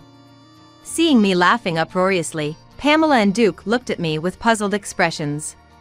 Still laughing, I told Duke. I feel sorry for you. I'm busy, so I'm going now, lol. Duke hurriedly tried to stop me as I was about to leave. Hey! What do you mean you feel sorry for me? Is that your way of admitting defeat? Admitting defeat? No way. Then what is it? Spit it out. Duke asked irritably. All right, I'll tell you. I turned to Pamela. I know who you are. I said. What? I don't know a dull, uninteresting, old woman like you. Pamela retorted, looking puzzled. What a rude thing to say. I asked Pamela coldly. Do you know a woman named Johanna? Johanna? Ah. It seemed she remembered. Pamela's face turned pale. Johanna? Isn't she Lynn's best friend? What does Pamela have to do with Johanna? Duke asked anxiously. I declared. She's the bar employee who tricked Johanna's boyfriend into spending money on her. And she dumped him the moment he ran out of money. What? Duke's eyes widened in disbelief. I heard from Johanna that her boyfriend had been deceived and spent money on a bar employee named Pamela. Despite the bar explaining it was just part of the job, he believed they were truly in love and bought her expensive bags and designer watches. Johanna decided she didn't need a man who could be deceived by a bar employee. She had shown me a photo of this woman, Pamela. Johanna's naive boyfriend believed Pamela's seductive words, but Pamela went as far as having physical relationships outside the bar and even checking houses to live after they were married. And there were multiple men she did this to. It wasn't just Johanna's boyfriend. You seem to have manipulated several men, a trade company executive, a small construction company's CEO, and a county administrator, right? But when they started holding back on spending, you cut ties with them. Duke, aren't you being deceived too? Are you sure you're okay? That's a lie. There's no way that's true. You're just making up lies because you're bitter, aren't you? Stop kidding around. Duke was furious, refusing to listen to my warning. Exactly. I would never do such a thing. I don't even know who Johanna is, and I've never made her boyfriend spend money on me. Everything you're saying is a lie. You're just jealous because I'm beautiful, right? Pamela confidently lied and shouted back at me. That's right. Lynn is just jealous of Pamela and making up stories, right? Infertile old hag you are, so ugly. Infertile old hag, that's funny. You're truly pathetic. Go away, you old woman. Taking advantage of my silence, Pamela and Duke unleashed a barrage of insults at me. Finding the situation ridiculous, I said, "You don't have to believe me. I truly don't care about Duke anymore. Anyway, I wish you happiness." And left the scene. From behind me, "It's all lies, right? Pamela, you're not deceiving me, are you?" Followed by Pamela's voice. "Of course, it's a lie. Believe in me. Everything that old woman said was a lie." I heard. A few days later, I met Johanna and told her about the incident. Pamela remarried Duke. I was shocked when I heard you divorced Duke, but I never imagined he would marry that woman. Johanna was visibly surprised, her eyes and mouth wide open. Yes, it's true. It's a small world, isn't it? Indeed. But Duke, he's going to suffer. Knowing how Duke had treated me, Johanna smiled as if feeling relieved. I think Duke will end up in a miserable situation. Right now, he's completely infatuated with her. We laughed together. Sometime later, after work, I was about to head home as usual. Suddenly, "Lynn." I heard a listless voice from behind. I was startled and turned around to see Duke standing there. "What do you want? Don't scare me like that. What are you doing here?" "Lend me some money." "What?" Duke looked much thinner than before, almost haggard, with sunken cheeks and eyes. His wrinkled clothes made him appear pitiful. I could guess the situation from his appearance and request. "So, you're exhausted in every way because of that Pamela." "Exactly. Just like you said. She just milked me for all I had, and the moment my savings ran out, she left me and filed for divorce." Just as I had warned, Pamela had married Duke for his money and left him as soon as it ran out. Foolish. I warned you politely, didn't I? I should have listened carefully to what you said. You know how much I spent on her? She's the worst. Don't you think I'm a victim? I was deceived, I'm the victim here. What? His claim of being a victim was astonishing. It was all his responsibility. Because she stripped me of everything, I can't even pay this month's rent, let alone the utilities. I'm sorry to ask, but can you lend me some money for my living expenses? If this continues, I'll become homeless. Duke's blatant opportunism left me utterly dismayed. Actually, I want to get back together with you, Lynn. Please reconcile with me. I realized your worth after being deceived by Pamela. Marry me again. It's a lifetime request. Marry me again. Duke begged tearfully. I looked at him coldly. Sorry, but I refuse. What? Why? Why? Have you forgotten how you treated me? I don't like you at all anymore. I hate you so much I don't even want to see your face. There's no chance of us getting back together. Duke turned red with rage. How dare you talk to me like that? I'm offering to reconcile with you, an infertile woman. Be grateful. Hearing Duke's words, I laughed. Why are you laughing? I just thought how mistaken you are, lol. Mistaken? Duke asked, puzzled. The infertility issue wasn't with me, it was with you, Duke. What? Duke was speechless. You left the hospital without hearing the test results. I was going to tell you that night, but you started talking about divorce and never listened. The results showed you have almost no fertility, and natural conception is almost impossible. I, on the other hand, had no issues. That's a lie! It can't be true! There's no way I'm the cause of infertility! It's definitely you! Duke ranted, refusing to believe. I've never been sick, so how can I be infertile? It must be you! If you think it's a lie, go to the hospital and hear it yourself. I replied calmly. Is it true? No, it can't be. I can't be infertile. Duke was in total disarray, sweating profusely. He never thought the issue was with him. So, go and hear it directly from the doctor. If you plan to marry someone else in the future, it's better to know about your body. I said and left. Duke went to the clinic and learned the truth about his infertility. He called me several times, but I ignored them all. He then left voicemails. I was wrong. I'm sorry. Let's start over. Answer the phone. Please. I have no money. I'm in deep debt. Help me, Lynn. I deleted all his messages and blocked his phone number. A few days after blocking him, I was ambushed by Duke in front of my office. Lynn, please. Even if we don't reconcile, just lend me some money. I'm not asking for much, just $10,000. No, even $5,000 will do. Please. We were married once, right? Duke pleaded with deep apologies. Stop this right here. I'm not lending you any money. Go back right now, or I'll call the police. Even as I warned him, Duke persisted. Just lend me the money. So, I really called the police to deal with him. Perhaps the shock of the police being called or the fear of increased patrols deterred him. After that, he never showed up in front of me again.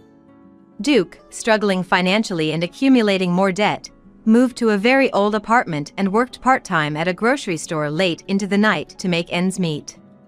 However, the strain took its toll, and he started making mistakes continuously at work. Unable to handle his main job while doing a side job, he was looked down upon and felt quite uncomfortable. Meanwhile, I've almost completely moved on from the shock of the divorce and am working energetically every day. I had relied quite a bit on my parents, but now I've moved to an apartment near my company and am enjoying living alone without any concerns. Recently, Johanna and I went on a long-planned trip where I met a man and started dating him.